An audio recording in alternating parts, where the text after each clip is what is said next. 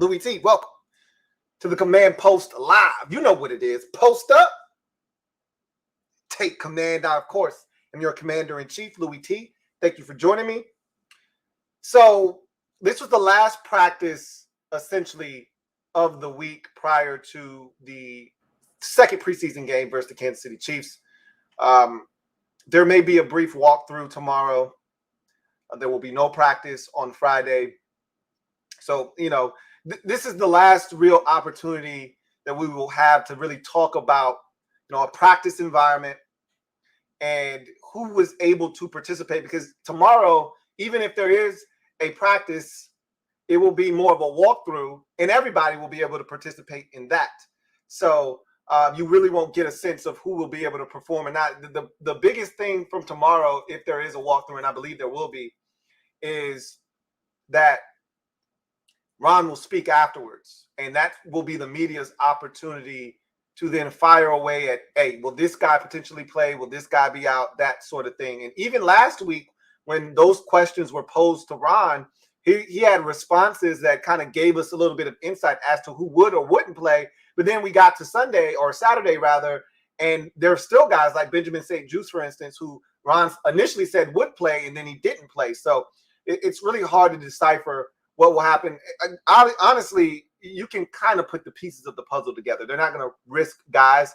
That's why this particular preseason game is going to be tough to kind of figure out how to feel about this game, because the first team offense could really struggle, depending on Kansas City. And look, I watched the preseason game last week. For those of you who didn't watch my podcast and you're not really, viewers of the podcast, but really only consuming Washington content, then you wouldn't have heard me say this, but Chris Jones is in midseason form. That's the defensive tackle for the Kansas City Chiefs.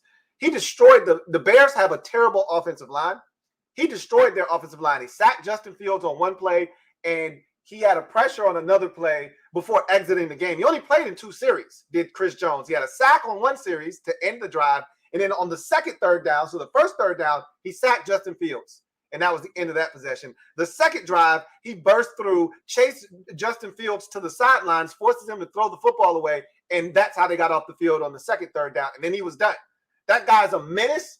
And with the offensive line in shambles the way that it is right now, I shudder to think at what will happen to Carson Wentz potentially with the unit that we may be putting on the field. I'm a little nervous about that, to be honest with you. So we'll talk about the offensive line. That was a big storyline with practice today. We will talk about this roster because shit's getting interesting. There was this prevailing thought, and I was guilty of this, and I'm not going to act as if I wasn't, where I talked about this roster pretty much being locked up. Like, we knew who was going to make the team, and there were maybe, a few roster spots, and usually that's how it is every year, when you have a good team, or at least a roster that you feel like is in pretty good shape. When you've got a veteran team, then there's only 5 or 6 spots at the back end of the roster that's really up for grabs. The other 46, 47 roster spots are really spoken for already. And that's kind of how this roster is constructed. When you have a young team where you're still trying to build and you're turning over the roster, you got a new GM, your new coach, whatever the case may be, then there's a bunch of roster spots available. You don't know what's going to happen. That's what it was when Ron first got here. We had no clue what was going to happen. Now we have a sense of what's going to happen, but I think things are getting a little bit more interesting with the receiver position. Now with this Gibson situation at running back, I think things are interesting. Stephen Parker, we're going to talk about him because he's making things interesting now. So I think there's a roster discussion to be had. We'll have that tonight. And speaking of Antonio Gibson, there's been a lot made of him this week for good reason. Obviously, the fumble on Saturday and the Brian Robinson performance after the fumble, it was a chain of events that really set forth the different events that we've seen transpire this week, which has gotten a lot of people talking, including the fan base. So we'll talk about that situation, what transpired at practice today, why that's really interesting, and what that could mean, again, for the roster. I think a lot of these have ripple effects on the roster. So there's so much to get to today. So why not just get to it, right? Let's start with practice today. And then we had some really good press conferences today. 3 of my favorite people to listen talk when regarding this team spoke today.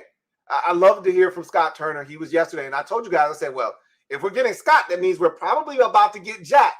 Well, we got Jack today, and so Jack spoke, and I knew it was going to be an interesting presser because this is the first time they've had access to him since the January 6th dust-up comment, which I thought he handled it beautifully. We'll talk about it when we get to that. Ron spoke, obviously, and then Bobby McCain, I always tell you, I told you this last year, I love me some Bobby McCain, especially at the mic. So those two spoke after practice today, and we'll talk about that a little bit later on in the show. But let's talk about practice in particular itself, because there was so much with practice today. It was not padded, okay? Padded practice was yesterday, and it was very physical. By all accounts, yesterday's practice, super physical to the point where Ron was pissed off. I talked about Ron being upset at the way practice went. He didn't get into specifics as to why he was upset. He did, however, get into specifics today about why he was frustrated with practice. And I also heard from Logan Paulson about the nature of practice yesterday and its physicality. And so Ron was more so upset about a couple of things. A lot of guys on the ground. At one point, someone fell into Sam Howell and knocked him down. Guys were falling down around other guys' legs. Ron talked about some of the hits being a little bit too violent and necessarily and unnecessary, that it would have caused a penalty during a game potentially. And so he was very frustrated about that. So there are a number of different things that transpired yesterday that, frustrated Ron. But today was a different day. It was a different practice. Ron was much happier with the way practice went off today. The tempo was better. He felt like they were a lot cleaner in their execution, a lot less mental mistakes. So he said he felt they really bounced back well from the practice that they had yesterday. That said, today, obviously, just shells and shorts. But Ron talked about, one of the big takeaways from today's practice was the offensive line. So I always like to give you guys a little insight as to who was participating in practice. And so today's practice was really crazy because the tight end position, we've been talking about that for quite some time, and just how banged up the tight end position is. I'd like to think that we're getting really close to guys like Cole Turner and John Bates getting back on the field for us. Remember, Bates was back last week for a brief period of time before going back on the side field. So he maybe tried to rush it back a little too soon, and the team said, hey, you know what? You're feeling a little tightness. Let's just not push it because, again, it's not worth it. Let's just make sure you're ready for week one. I'd like to think that we're getting close. I watched those guys stretch. I watched those guys move today. Cole Turner, John Bates. I watched Chase Young stretch and move around a little bit today. Was able to watch Logan Thomas move. So you can see some of these guys starting to move a lot better.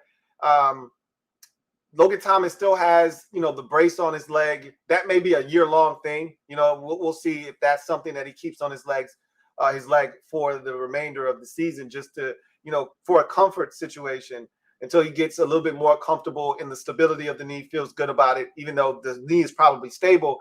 When you have an injury like he sustained, and it was a big one, and it took a lot of different procedures to clean up everything that was wrong, you got to get hit and you got to feel comfortable. Maybe he won't be comfortable for a while, but I saw the tight ends moving around and they looked like they were getting close. Again, it wasn't game-like movements. It wasn't football-like movements. It was just stretching. It was just them light jogging and things of that nature. But those guys are still out. John Bates is still out. Cole Turner is still out. They added Curtis Hodges to that mix. So literally at practice today, and remember, Samis Reyes is on IR now. He's on the reserved injured list. So at practice today, we had two tight ends healthy. That was it. Amani Rogers and Eli Wolf. Okay, those are the two tight ends at practice today. Those may be the only two tight ends we have for the game on Saturday. Let that sink in for a second. I mean, golly.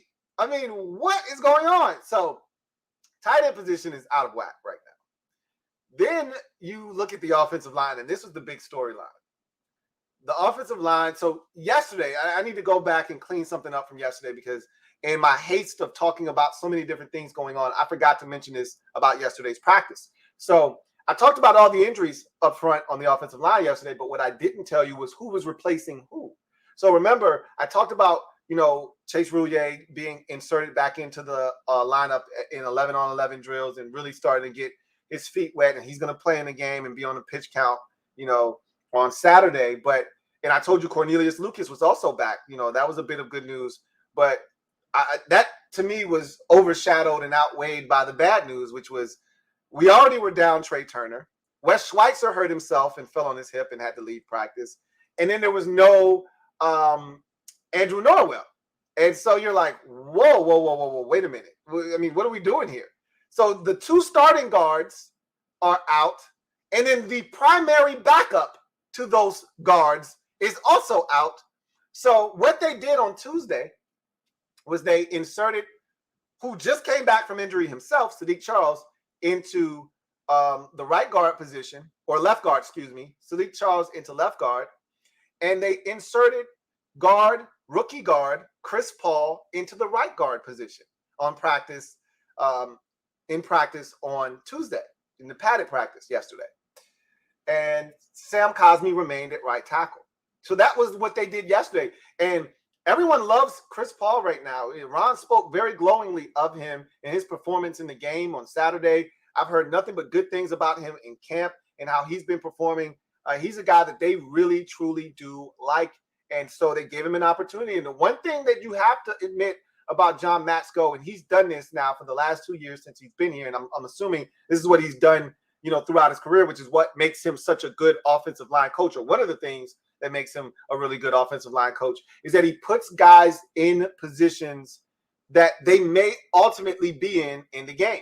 So he's moving guys around. He's giving young guys an opportunity with the first team to get reps, so that if that should occur during the course of a game, it's not foreign. You've seen Chris Paul to your left or to your right before. He's been in next to, Chase Roullier, or he's been in next to Sam Cosmi. So he's not in a situation that's unfamiliar to him, right? That's one of the things he's done in the past, which is why guys have been able to jump into the lineup and not miss a beat. So it's good to see a guy like Chris Paul getting reps and getting opportunities to play with the first team, so that he can be a little bit more comfortable should his number be called and he be placed in a situation such as having to play in a game with the first team offense. That said, they saw him, they took a look at him, they felt good about what he did, but they moved on Wednesday and they started shuffling around the offensive line. And this is another, John Matsko classic, because in game, and we've seen this team have to do this before.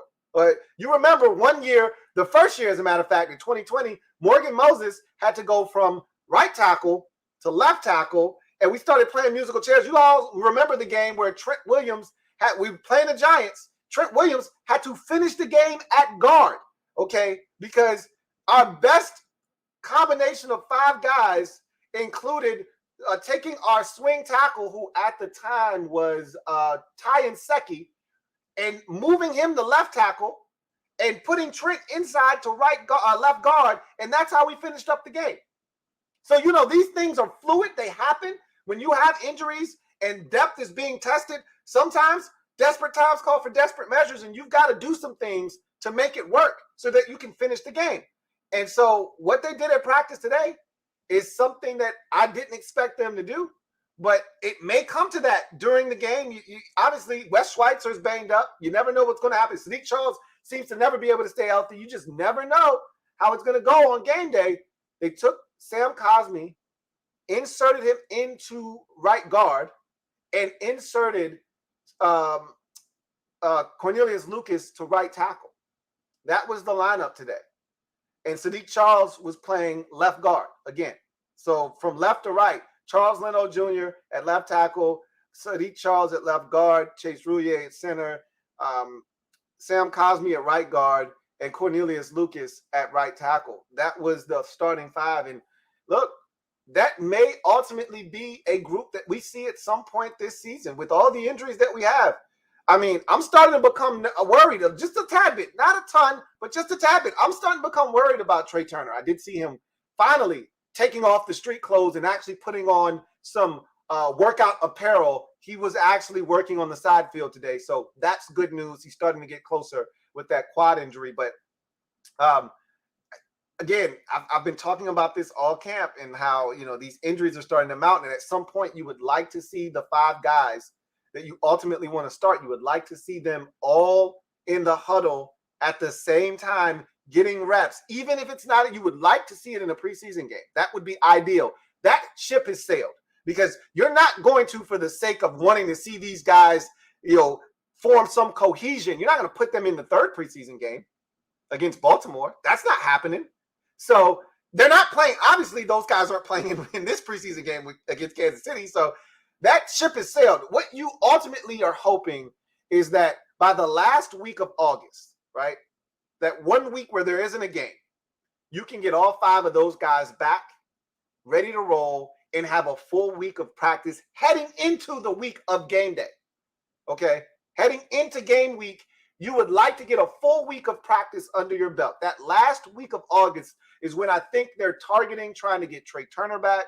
Hopefully, the situation with both Wes Schweitzer and Andrew Norwell isn't serious. Right now, nobody really knows what exactly is wrong with Andrew Norwell. I've been told it's a hip, but I can't be assured of that. Whatever happened, it had to have happened in the game because he didn't practice on Monday or Tuesday. So whatever transpired, it happened in the game, which leads me to believe it probably was something like a hip. That's something that you would be able to play through at the time. Then you kind of settle down. The blood gets to settle. It bruises, and all of a sudden you're stiff. You really can't move. That sounds about right. So I don't know. I can't confirm nor deny that. I don't know if it's his hip or not, but whatever the case may be, he hasn't been practicing since the game on Saturday. So the offensive line is crazy right now, man. I mean, it's not an ideal situation, but the one thing I can say that is coming from this, similar to the tight end position, is that guys are getting opportunities to get run with the first team. They're getting really invaluable reps that will help them down the line. I hope Sam Cosmi never plays guard for this team. Okay? Never plays guard for this team. I hope that this man is a 13, 14-year vet as a tackle and is a 5-6-time Pro Bowler and a 2-time All-Pro, and that this man is a borderline Hall of Famer as a tackle. That's my hope for Sam Cosmi. But with this team and with all the injuries, you just never know. So it's crazy. It's crazy right now. The practice was good. I know you saw some of the clips from practice. Jahan Dotson caught a bomb from Carson Wentz. The Cam Sims. So a lot of people, especially fans, have been championing Cam Sims and wanting him to get more opportunities. And I've kind of been in the realm of if he gets opportunities, great. I like Cam Sims, but I don't love Cam Sims. I think he needs more opportunities, especially in the red zone. After the Moss job that he put on Trayvon Diggs in the Cowboys game last year, and then the catch he had today in practice on Corn Elder. You guys have seen it. If not, I retweeted it on my Twitter feed, so it should be on my timeline. It's one of those catches where you just say, okay, we got to get him more opportunities, especially in the red zone. We already don't have a lot of big targets when we get down there. Cole Holcomb and Logan Thomas are the 2 guys that we have right now. Cam Sims needs more opportunities to go up and get the football in the red zone. I really, truly believe that. We get inside the 20. We get around the 20. I think number 80, what is he now? He's back to 89. He needs to be in the game getting an opportunity down by the red zone. You get to the 25-yard line, he should be running a skinny post. And you just throw it up there and see if he can go get it against a smaller defender. Or he should be running a corner route. And you just give him an opportunity, or you just tell him, you run straight down to the corner of the end zone. I'm going to just throw it back shoulder up top shelf and see if you can't go get it. I think he needs more opportunities. Somebody, I think it was my guy Mike, somebody messaged me today and said, Hey, I haven't heard a lot about Cam Sims in camp, and I've heard a lot of good things. Santana Moss just said some good things about Kelvin Harmon. Could it happen? Like, no, stop that right now. It's Kelvin Harmon stinks. Okay, the drop pass on Sunday was the exclamation point for him. Ron was asked about Kelvin Harmon today. A direct Kelvin Harmon question, and Ron gave, this is what you never want from Ron, because we know Ron well enough to know if he really likes a player, if he's been impressed with the guy, he's going to give you a long-winded answer. He's going to get excited. The flexion in his voice is going to change. You're not going to get a carbon copy, cut and paste, standard, uniform answer if it's a guy that he truly likes. He's not going to say anything bad about a guy. He's not going to say, hey, this guy's not giving us what we want in camp right now. He's not going to do that. Everybody's going to get the at bare minimum, everyone's going to get the carbon copy, cut and paste, answer of, oh, he's doing a lot of good things. We like this guy a lot, and he's performing well in camp. He's working really hard. That's what he said about Kelvin Harmon, which means he's getting cut. And I wouldn't be shocked if when we have to cut this thing down to 80 here after this second preseason game, I wouldn't be shocked if he's one of those cuts. I don't think he will be, because you need somebody to play that last preseason game at receiver. You need enough receivers in that last preseason game so that you don't have to put any of your guys on the field. And so I don't know if they will make him one of the casualties, but I can tell you this, I wouldn't be shocked if he was. He's definitely not making his team over Cam Sims. And that's not even a conversation worth having. I don't even know why I'm talking about it right now. Cam Sims is the best special teams player we currently have after cutting Troy Apke. He's the best special teams player that we have on this team. And he does everything, receiver, special teams, you name it, he does it.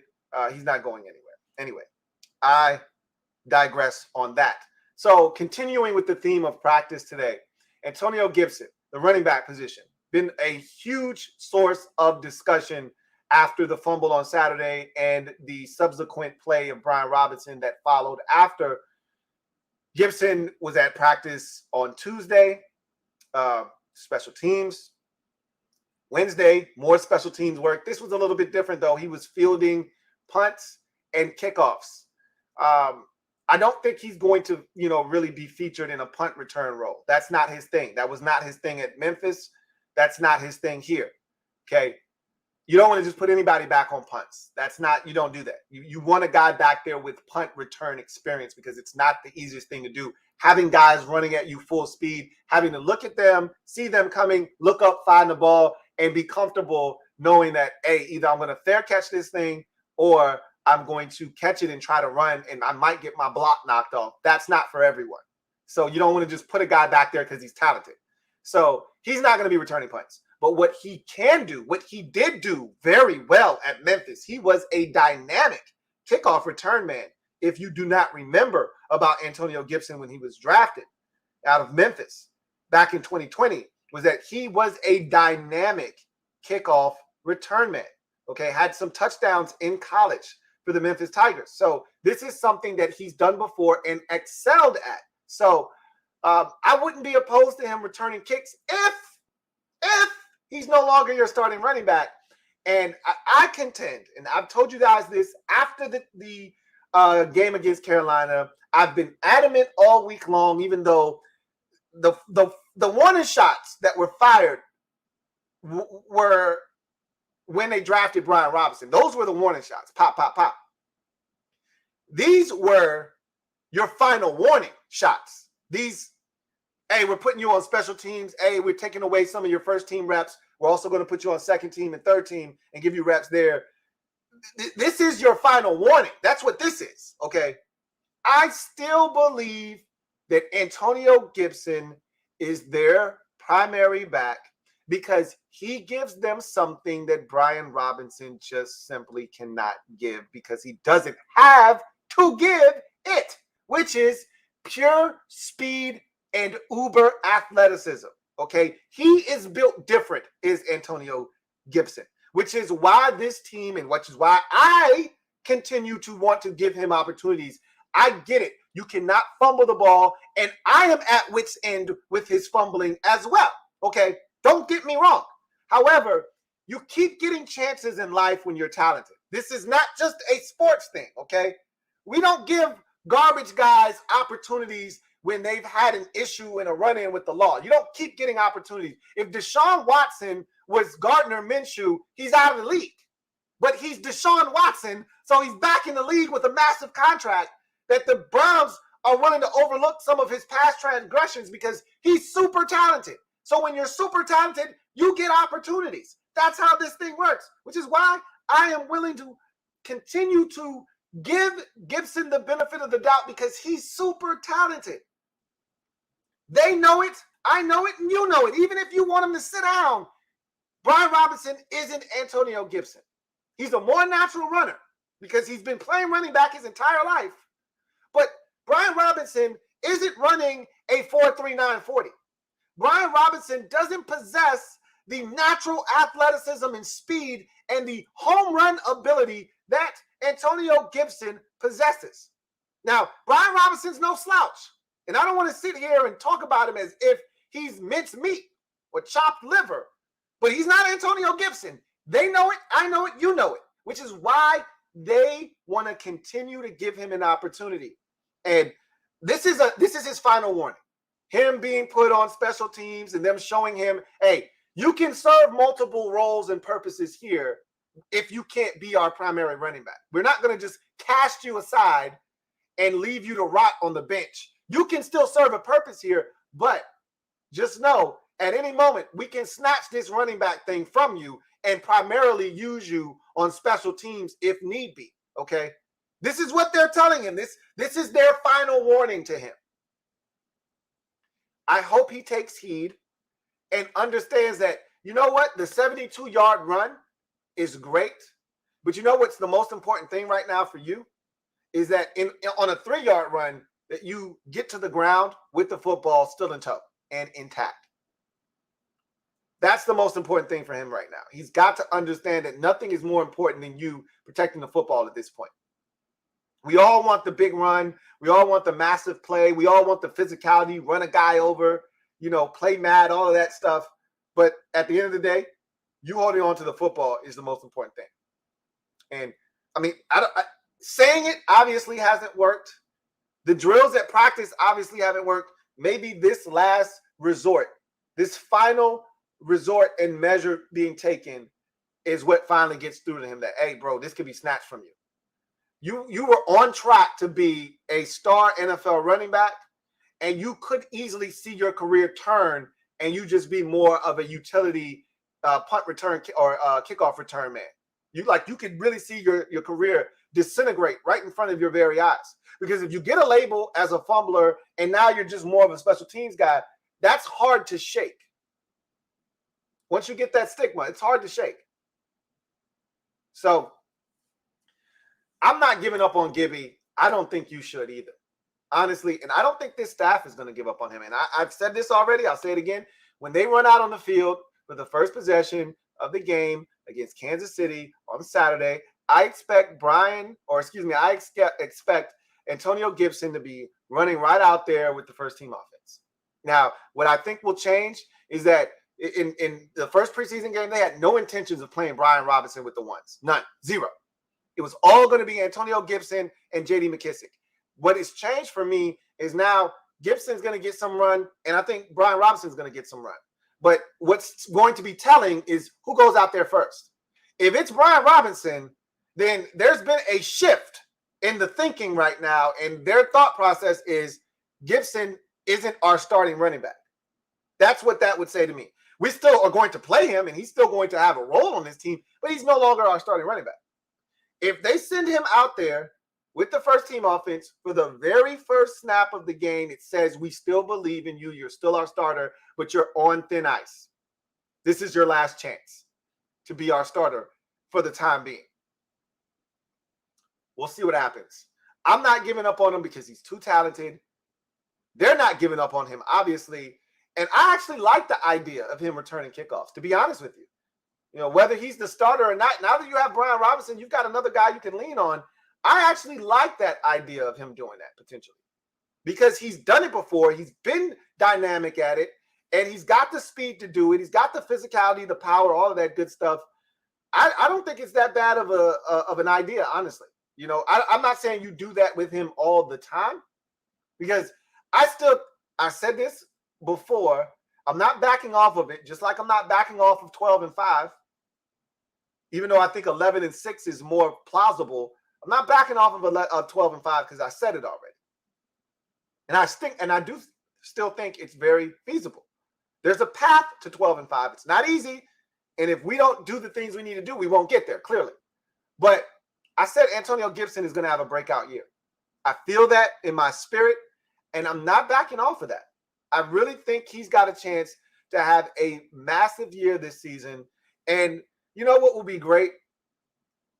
And look, this is crazy. This is crazy talk. So everything I'm about to say, this next sentence or two is crazy talk. Don't let this register in your brain. This is just me talking reckless for a second. You know what would be great is if we won the Super Bowl this year, and Antonio Gibson, in order to do that, he would have to have a massive year, or we would have to have a massive year from whomever is playing running back for us. But I'm in this fallacy right here, in this fantasy land that I'm in, all right? It's Antonio Gibson that's having the massive year. And we have that America's game. After you win the Super Bowl, they do an America's game on your team, and it documents the entire season and, you know, running up until the playoffs and into the Super Bowl. And so, and how, you know, it's a journey. It's documenting the journey to winning the Super Bowl, right? Wouldn't it be fantastic if we were able to look back on this? Because a lot of times in those America's games, when they do these things, there's something that happens early in the season that people forget. Like, oh yeah, I forgot about that. He was struggling. He did almost get traded. They did have a big problem with him early in the season. And then he ends up being a star and a hero of that season. And you look back and you say, man, that almost was a catastrophe. That almost didn't happen because this almost happened instead. Wouldn't it be crazy if we won the Super Bowl and we're able to look back on this? Gibson ends up with 1,422 rushing yards, 13 rush touchdowns, another 2 in the air as a receiver, another 217 yards as a receiver for over 1,600 all-purpose yards. He's a Pro Bowler. He's fantastic. And we're able to look back on the season and say, remember when fans wanted this guy benched? Some people even said cut him. And look at what he ultimately did and how the season turned out and what he was and how invaluable he was to the success of this team. That'd be great. Obviously, that's a fantasy right there. That's fantasy land. Okay, now we can return to reality. I just said all of that to say this. He's too talented to just cast aside. And obviously, if he can't hold on to the ball, it doesn't matter how talented you are. But I think he requires another opportunity. That's my stance. You can feel however you want to feel. That's my stance on Antonio Gibson. I'm sticking to it.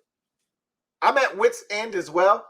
He's got one more opportunity, one more, because it really doesn't matter when it comes. Fumbles hurt. They change momentum. It changes a lot. You could be up 21-0 and a fumble occur, and then the whole game switches. And now you look up at the scoreboard and it's 21-14. And it all started with one fumble. So there's never a good time for a fumble. So I'm at wit's end with it too. But that talent, man, I can't get past that. It's there, it's present, and I know he has the ability. He cut the weight. He's in great shape. They got to use this guy. That's why they're putting him all over the place too. Like, hey, look, if he can't be a great guy at the running back position, why not put him on kickoff or punt return? My thing is, if you have issues with him fumbling as a running back, don't you think people are going to go after the ball on kickoff return too? Like, do you think he's safe there? Again, I get it, but I don't know if that's sound logic or not. If you've got a fumbling issue, players are going after the rock every opportunity that they get. So if you're on kickoff return, I'm looking to punch that football out. So I don't know if that sound logic or not, but we do know this for a fact. The guy was dynamic in college as a kickoff return man. And Ron talked about this at the podium. He said, look, I talked about wanting a guy that could do both, but, you know, if Antonio Gibson can handle kickoff returns, and then we got a guy that can handle punts, and I know exactly who he was talking about, and we'll talk about that here in a second, then you got what you need. And again, that makes a guy like Alex Erickson obsolete. He is now unnecessary. My whole stance on Alex Erickson has changed dramatically, even though he had an outstanding game on Saturday. Outstanding. He didn't have great returns, right? But as a receiver, he had an outstanding game. But my whole thought process on him has changed dramatically with what has occurred over the last week or so. Anyway, so that was practice in a nutshell. It was a really good practice, again, for the offense. Jahan Dotson has been really good this week. I got a feeling he's going to touch it multiple times on Saturday. And so I'm looking forward to seeing that young fella get involved in the offense. Curtis Samuel was out there again. So, the plan is working. He's starting to get back into the swing of things. So you're feeling really good about, the offense. The defense is coming along slowly but surely. And a name that keeps popping up is Steven Parker. So let's have a discussion about the roster before we transition to the post-practice pressers that we got today from Ron, Jack, and Bobby McCain. So I want to have a real discussion about the roster, because I think for this, off season, I can't speak for you. I don't want to speak for you. I'm going to speak for myself. This off season, I felt like I could have constructed the 53-man roster a month ago, and I would have been pretty damn close. That's how I felt. Like, I kind of got a handle on this roster. I don't think there are going to be too many surprises. Steven Parker is shaping into this year's Torrey McTyer. Now, they don't play the same position. So I got confirmation that Steven Parker is, in fact, a safety. And I told you I thought he was a safety, but I know he's had corner responsibilities in his career before. But I said the Steven Parker I know was a safety. So he is a safety. That said, there is a spot available, that fifth and final roster spot. Now, Ron has talked about, with the DBs, do we keep 9? Do we keep 10? Do we keep 11? 9 isn't happening. They're not keeping 5 corners and 4 safeties. That's not happening. I think the most ideal number with the DBs is 10, 5 and 5. But could you see 11 being kept? Sure, but that would mean you would have to trim off fat at another position. I don't know if you're willing to do that. So I think the number is 10. It was 10 last year. It might have even been 11 last year with Troy Apke being on the roster. I think they kept 5 safeties. They kept Derek Forrest. They kept Bobby McCain, Cam Curl, Landon Collins. That's 4 guys. I felt like there was one more safety I'm missing. Derek Forrest, Bobby McCain, Cam Curl, Landon Collins. I think that was it last year. There might have been one more. I know that Jeremy Reeves did not make the roster last year. I do remember that very vividly. But that might have – DeShazer Everett. There you go. I was like, I know there was a 5th safety, DeShazer Everett. So there were 5 safeties last year and 6 corners last year. By trimming off the Troy Apke fat, you don't have to have 6 corners anymore. You can just have 5, and I think you're going to have 5 safeties again. So that's 10. But that 5th safety, the assumption that I was making was that it was going to be Jeremy Reeves, because you've got Cam Curl, you've got Bobby McCain, you've got Derek Forrest, Defoe, and you've got the rookie. Why is his name escaping me right now? Jesus. Let me see if I got his name written down somewhere. I don't know why I can't think of his name right now. Oh, here it is. Percy Butler. You got Percy Butler. So let me start that over, because my whole train of thought just got messed up. So right now at the safety position, you've got the 2 starters, Cam Curl and Bobby McCain. You've got Percy Butler. You got Defoe. That's 4, right? Those 4 guys are definitely making a football team. And then the 5th guy, the assumption was, okay, it's Jeremy Reeves. Is it though? Is it though? Because this Steven Parker guy, I'm telling you, man, he was impressive. Like, a lot of people didn't know his name. And I can tell you, after the game, a lot of people were like, hey, that number 16 played well. You didn't know his name. And you might not need to know his name because he may not be on this roster very long. But he's giving me Torrey McTyer vibes. He's making plays in practice.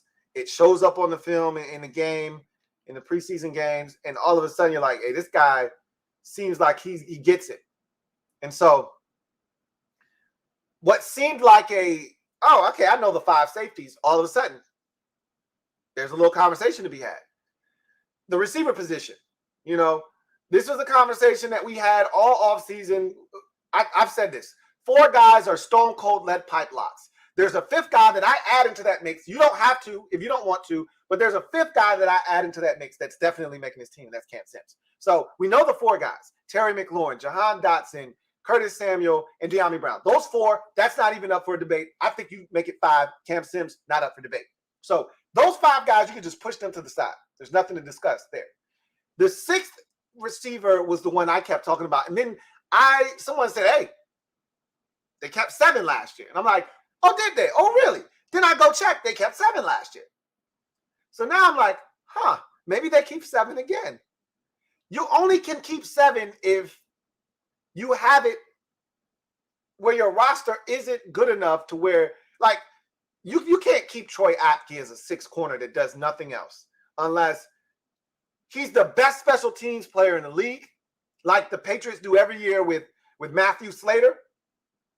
Or you say, hey, this guy, designated roster spot, has to have it. So we're working with the 52-man roster because Matthew Slater is going to be here if you value special teams that much. But outside of that, if you don't value that player at that level, you can't dedicate a spot to a guy that is one-dimensional and only plays special teams unless your roster isn't fulfilled to the point where you pushed up to the limit. You're pushed up to the brink where you're like, hey, I don't really have any space to be keeping a dude that just plays special teams. Last year, we had enough space to keep a 7th receiver, a guy that just played special teams, and Troy Apke. So we still weren't there yet. There were still holes in this roster. The linebacker position was a mess. We still had enough leeway because we weren't talented enough that you can do those things. We're too talented this year to keep a 7th receiver, which means you would have to cut another position. And also you have to keep in mind the situation with Logan Thomas, which we don't know if it'll be resolved by week 1 or not. And obviously Chase Young forces you to have to make a tough decision whether you put him on the PUP list or not to start the season. So there are so many other, extenuating circumstances that may impact the roster as well, but we're not keeping 7 receivers.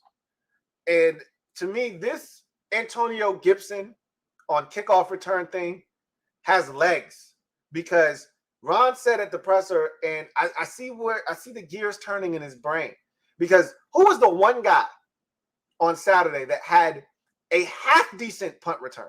There was only one. You guessed it. If you said Dax Milne, you'd be correct. Dax Milne isn't returning kickoffs. We already had this discussion when we looked at the unofficial depth chart that came out. He wasn't listed as a kickoff return man. So he's not, and he didn't return a single kick in the game. He's a punt returner. That's it. But he's not dynamic, but he's sure-handed, and he's going to get north. He's going to get up the field. So Ron is thinking in his head, okay, Gibby back on punts. Okay, AG back on kickoffs. Antonio Gibson back on kickoffs. And maybe Dax Milne can be my punt returner, and we've got this thing solved so that we don't need Alex Erickson. That would alleviate needing that 7th receiver. And it cleans up your roster, trims off a bit of fat there. And so I'm intrigued by that. Do they keep a 4th running back? Maybe that 7th receiver goes to a 4th running back this year. I don't know. If you're going to start playing Antonio Gibson on kickoff return, you're probably going to have to keep another running back. More likely than not. Because the 3rd running back, check this out. The 3rd running back on your team has to play special teams. That is not optional. He has to. That's why Brian Robinson was playing special teams before all of this fumble hoopla.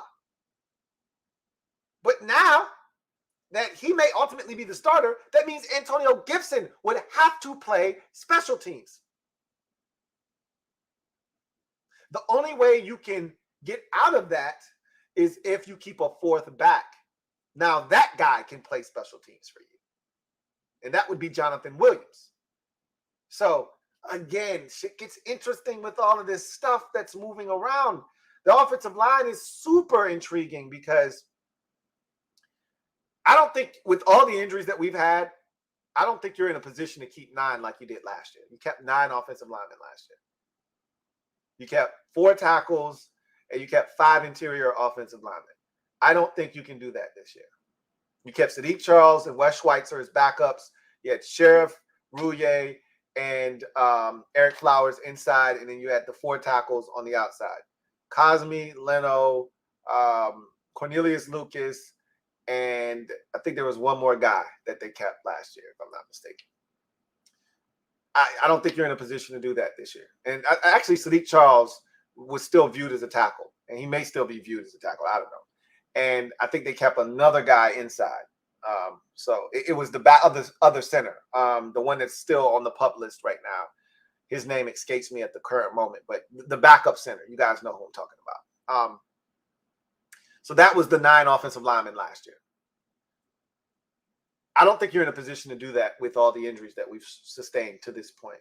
I think you probably got to keep 10, honestly. You know, I don't even know who you would keep, who you trust at tackle, though, to make it 4 tackles. Because at this point, I think the staff still thinks Sadiq Charles, because Ron keeps talking about Sadiq Charles as a guy that can play 4 out of the 5 offensive line positions. I'm like, no, what the hell he can't, Ron. He's a guard, dude. Get it through your skull at this point. Sadiq Charles doesn't have the measurables to play tackle. He is a guard at this point. So in my mind, I'm like, who's the 4th tackle? I don't love Rashad Hill. So I don't really know who the next guy up is at tackle. Obviously, Chris Paul has played tackle, but he's more of a guard. That's how they view him. He played tackle at Tulsa, however, but he's more of a guard. They really like him. I think he makes it 10. I think that's the guy that they keep inside. You know, Wes Schweitzer, the 2, you know, Sadiq Charles, which I think they still view him as a tackle, right? But he can play inside, so that gives you a little bit more depth. But I think Chris Paul is another guy that they may eyeball and keep. That gives you 10. Last year, you kept 9. That allowed you to trim off some fat so that you could add it to another position, whether it was 7 receivers or it was, you know, a 6th corner. That's what having 9 offensive linemen allowed you to do last year. With the injuries, you may have to have 10 this year. I don't know if you can trust everyone staying healthy and not having a guy or 2 plucked off of, you know, waiver if you cut him and get him back to the practice squad. Remember, you can only protect a certain amount of guys, and if you don't protect this guy during the week, somebody could have an injury at their guard position and come get your guy. So that's another interesting, you know, dilemma there, you know, and it's a good one to have. So if you ask me right now, what is my biggest concern roster-wise? And I'm going to pose this question to you guys, and I'd love to hear from you. What is your biggest concern depth-wise on this roster as it's constructed right now as we sit here on August the 17th, heading into the 2nd preseason game? What is the biggest concern that you have on this roster from a depth standpoint? I can tell you what it is from after watching the game, and I already had concerns going into the first game, and after watching the first game, those concerns have heightened. And I told you this immediately after the game during the post-game show that I am now nervous, officially nervous about the cornerback position. The back end of that position scares me shitless because it's one injury away from me not being comfortable. With everybody healthy, I'm comfortable. With Danny Johnson as the 4th corner, I'm comfortable. Get me a lounge chair, get me some sunglasses, a straw hat, and a drink. I'm comfortable. But the minute somebody goes down, I'm taking all of that shit off, and I'm on alert. I'm looking around, I'm putting the drink down, and I'm trying to see how the hell we can navigate our way through this. Benjamin St. Juste didn't play on Saturday. And God forbid anything would have happened to any of those corners. Now you're relying on Corn Elder and the rookie, the 7th round pick rookie, Sip, and all of these guys that they brought in from the USFL. Like, the depth at corner scares me because Juice couldn't stay healthy to save his life last year. That was last year. That's not this year. But that's not a great start.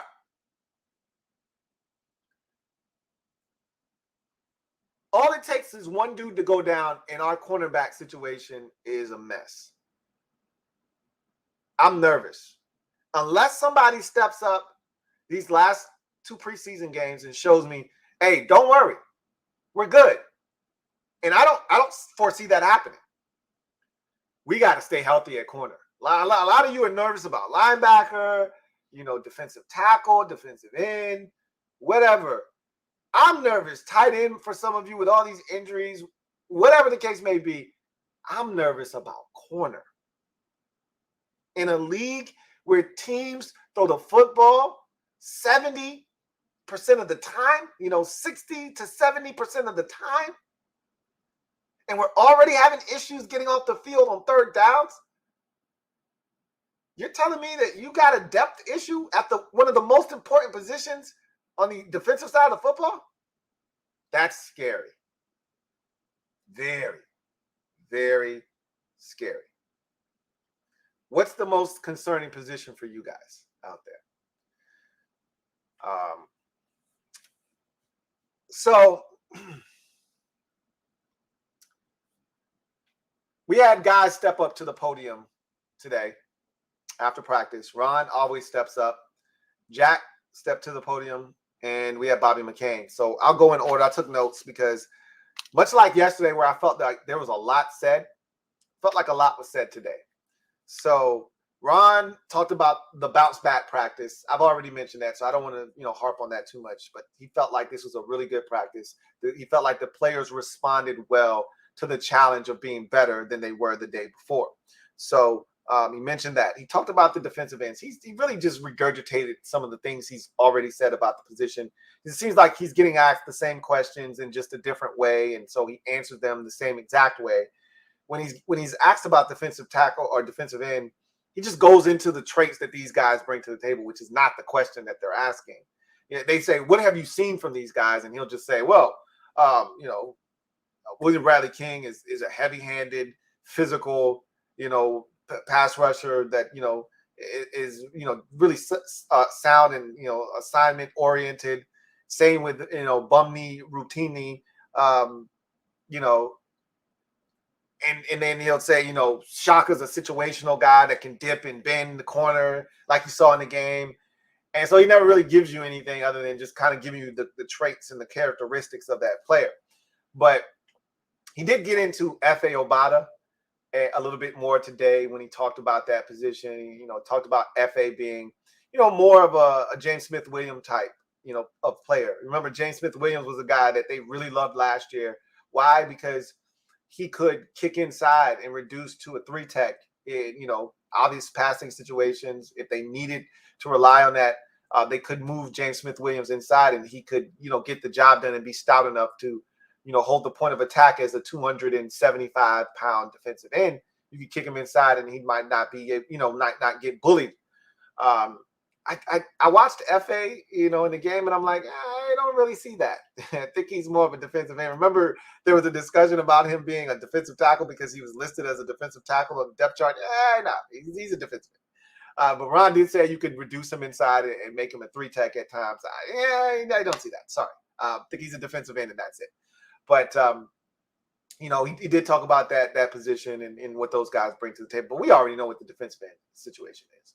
The real question there is Chase on the PUP list to start the season or not? That changes the dynamics of how many guys they keep.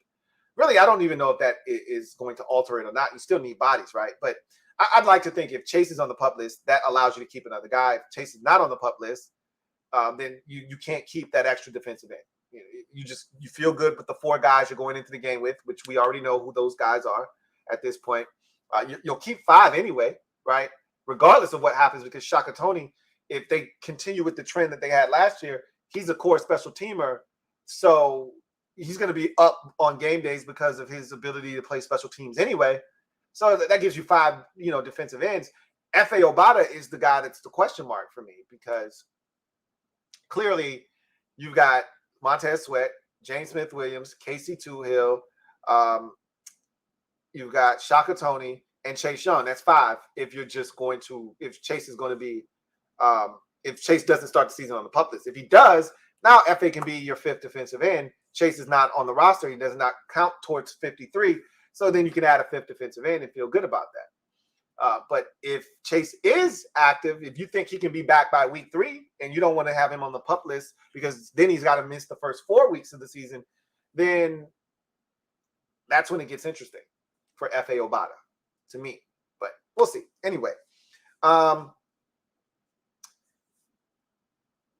he talked about the running back position, Antonio Gibson as a kickoff return man. I've mentioned that already, so I don't really need to go down that road again. But the one thing that stuck out with that particular conversation surrounding Antonio Gibson and being a kickoff return man was the fact that he said what that could allow us to do is keep him on kickoff returns and another guy as a punt returner, and that would solve that for us. Which means you can cut out Alex Erickson. It's almost like cutting out the middleman. Right now, Alex Erickson is the middleman because he's the only one that does both. But if you can find a solution to kickoff return and a solution to punt return, now you can cut out the middleman. You don't need him anymore. So that was the most important thing he said there. He talked about Jack Del Rio and, what he has been since the June, comments about January 6th and the dust up, and how he's responded to that. And he was like, Jack's been outstanding. He's been awesome. And he's responded well to everything that we've asked him to do. And, Jack's a professional. And this was my problem with that whole situation. I was like, Jack's a football lifer. If you threaten to take the thing away from him that he loves, he's going to quit talking on social media, which is the ultimate goal, is to have him not to take away his freedom of speech, but to take away the distraction element that comes with it. Okay. So again, should have been done. He should have nipped that in the bud a long time ago, and this wouldn't have happened, but it's done now. And he talked about the third down defense. And, his biggest thing, and we talked about this after the game, and I talked about this yesterday on the live stream because this is what Ron said after the game, and he continues to harp on this. But I'm like, Ron, that's not the only thing, though, okay? Ron keeps talking about second down. He's not wrong, by the way, okay? I've been on this second down kick. And for me, it's not just second down. It's first and second down. You can't give up 4 on first down and then another 3 on second. Now it's 3rd and 3. Just like you can't give up 1 on first down and then give up 6 on second down. And that's the shit that's pissing Ron off, is that it'll be 2nd and 9 and then they'll get 6 and now it's 3rd and 3. But I'm like, Ron, what happens when it's 3rd and 8, bro? Like it was in this game. Yeah, it was a couple of 3rd and 3s that Baker Mayfield converted. And, one of them was frustrating because you played the bootleg perfectly out to the left. He's got nowhere to go with the football. You got your safety, Bobby McCain, bearing down on him, and Jamin Davis falls asleep behind the wheel. He gets kind of into a trance, staring at Baker Mayfield, loses his luggage, and the tight end is standing right on the sidelines, and he's able to throw it to him and get a gain of 6 to set up a 3rd and 4. Yeah, that's frustrating. However, I'm like, the slant on Danny Johnson in the slot, that was 3rd and 8, bro. That had nothing to do with second down defense, okay? So talk to me about that, which he didn't really cover that. But Jack did. So we're going to talk about what Jack said about the 3rd down defense a little bit later on. And then, a question was thrown Ron's way about Joe Theismann being at practice today and him talking to Chase. And they wanted to know, what did you think that conversation surrounded? And Ron, he didn't know, right? And he was put on the spot. And when you get put on the spot about something you haven't given any thought to, it's hard to come up with a real answer. Sometimes, not all the time, sometimes. That's the last thing from his mind. Like Joe Theismann's talking to Chase Young. I don't even know if he knew Joe was talking to Chase. Like he's focused on practice. You know, it's nothing to have an alum. It's nothing to have a Ryan Kerrigan or, you know, a Joe Theismann or, you know, even though Doug works for the organization, Doug Williams or, as we've seen, Ryan Kerrigan walking around practice. These guys are alums that, you know, if Clinton Portis decided to show up, it wouldn't be a problem, right? He's an alum. They just allow these guys to come and go as they please. Gary Clark was there earlier in camp. So I don't think he thought about it. But I think I know what the conversation was. If Joey T literally went over to Chase specifically and had a longer conversation with him, first of all, he's not practicing. You can't have a conversation with guys that are actually actively practicing. That's number one. But number two, Joe can relate to what Chase is going through. Joe had a career-ending injury. Now, Chase's injury is not career-ending, but he's on the path back to playing football, and there's a psychological hurdle that you must clear when you have a major injury like Chase Young did. And keep in mind, Chase Young's ACL tear wasn't just an ACL tear, which is why, because you're getting people like, hey, what's going on with Chase Young? They're talking about Logan Thomas potentially being back. His injury happened after Chase Young. I'm looking out at Tampa, and I see their wide receiver, Chris Godwin. His injury happened way later than Chase, and he's closer to being back. It's not the same. First of all, no two injuries are the same, and no two guys are the same. So you can't look at anybody else's situation and try to, you know, compare it to somebody else's when you're talking about an injury. It just doesn't work that way. But Joe can talk to him about the mental hurdles that you go through when you're trying to come back from an injury, even though Joe never really came back from his. It's a psychological thing. So I think that's what he was talking to him about. Like, hey, you know, I know it's been a tough road back.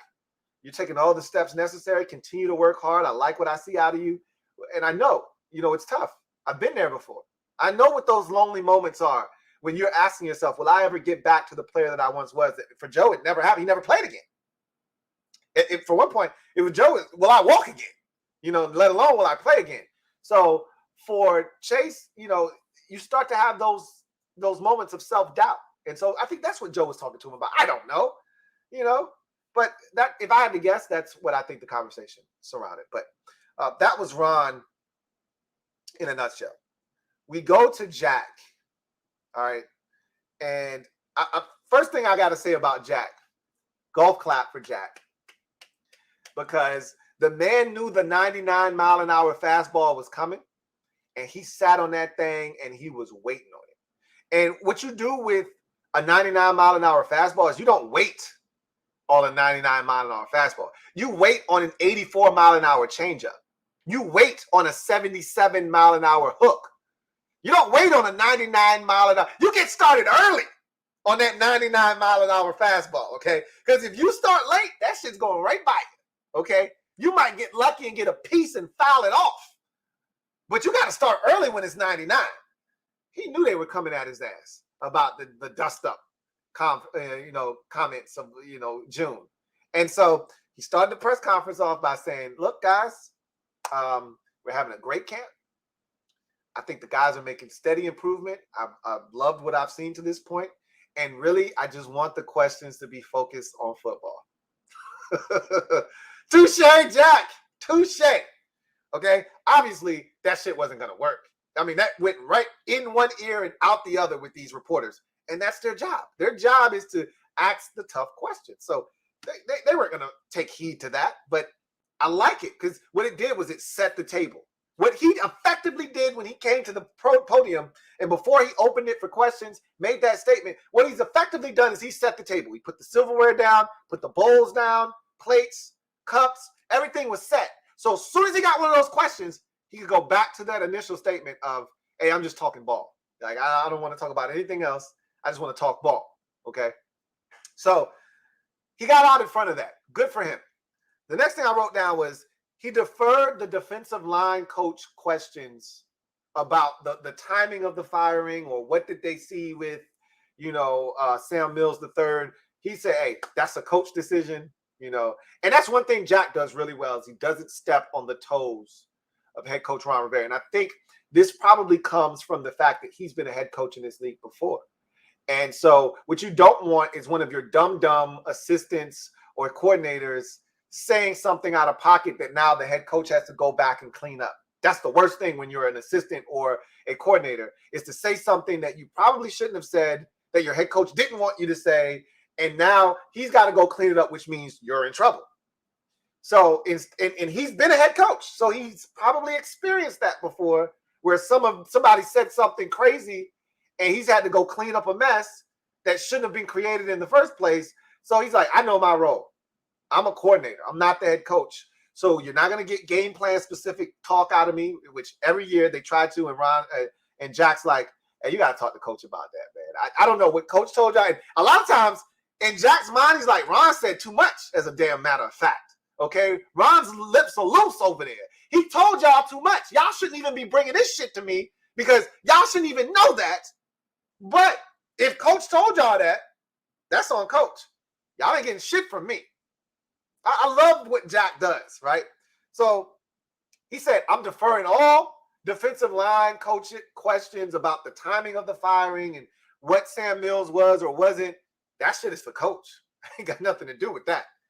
So he swatted that shit away. I was like, okay, you got your Dikembe Mutombo, Rudy Gobert shit going today. He was just swatting them shits away, right? I can respect that. So then they started talking about shit that he could actually answer. So they asked him about Jamin Davis, and he said Jamin is playing with more certainty. He's more comfortable. You can tell because he's playing faster. You can see that he gets it. He's focused. He's locked in. And everybody that knew what Jamin Davis was last year said, duh, you tried to have this man playing 18 different positions, and you told him he was a middle linebacker when he's really an outside backer. Duh. So they've simplified things for him. They told him he's an outside linebacker. He's got nothing else to focus on, which is why he's playing much faster. He talked about the new defensive line coach, Jeff Zanina, and what he brings to the table. And he basically said that, look, the guy's coached for played in the league for 17 years. And so there's that. And with that comes a connectivity that you can't get anywhere else. Like, if you've been a coach your whole life, you know ball, but you can't relate to what these players go through on a day in, day out basis. You can't sympathize with these players. You can only empathize with them because you don't know. You've never been in the trenches. Jeff Zanina has been in the trenches. Sam Mills III has not. So there's that, right?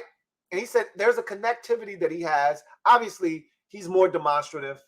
He's more in your face. He's more loud. And I just want to add to this. So I've been listening to the Kevin Sheehan Show podcast lately because I had fell way behind. And like I was like a year behind, like that's how far behind I had fallen. And over this break and over the off season, I've been playing catch up, 2-3 podcasts a day trying to get to current time. I'm still not caught up yet. But one of the things he said about the firing, and I thought this was very intuitive. I'd never even thought about this. He said that this was a hunch. He didn't get this. A lot of times Kevin speaks, he gets this from a source inside the organization. He's like, this isn't one of those times. This is a hunch that I have. And he said, I truly think that Ron got an opportunity to see what the defensive line was being coached like when he was gone. Remember, he had that period where he went to the Hall of Fame inductee ceremony. His dad was being inducted into the Hall of Fame posthumously. And so he was there in attendance to watch his mom accept on behalf of his dad. And so he wasn't there for a couple of practices. And I think it was that brief period that Ron got to see Jeff Zanina take control of that room and that group with Warren Sapp in tow. And you saw the aggressive nature that he was taking with them, the tone and the way he was going after them and lighting a fire under them. And that's what Ron probably felt like was missing. He's like, that's what the game's missing right there. He was never able to truly see that because Sam Mills III was always there. So Zanina might have been loud, but his voice was never the dominant voice. But with Sam Mills not there, the third not there, he got to see firsthand what this defensive line could look like, what it could be, how it could be coached when he wasn't.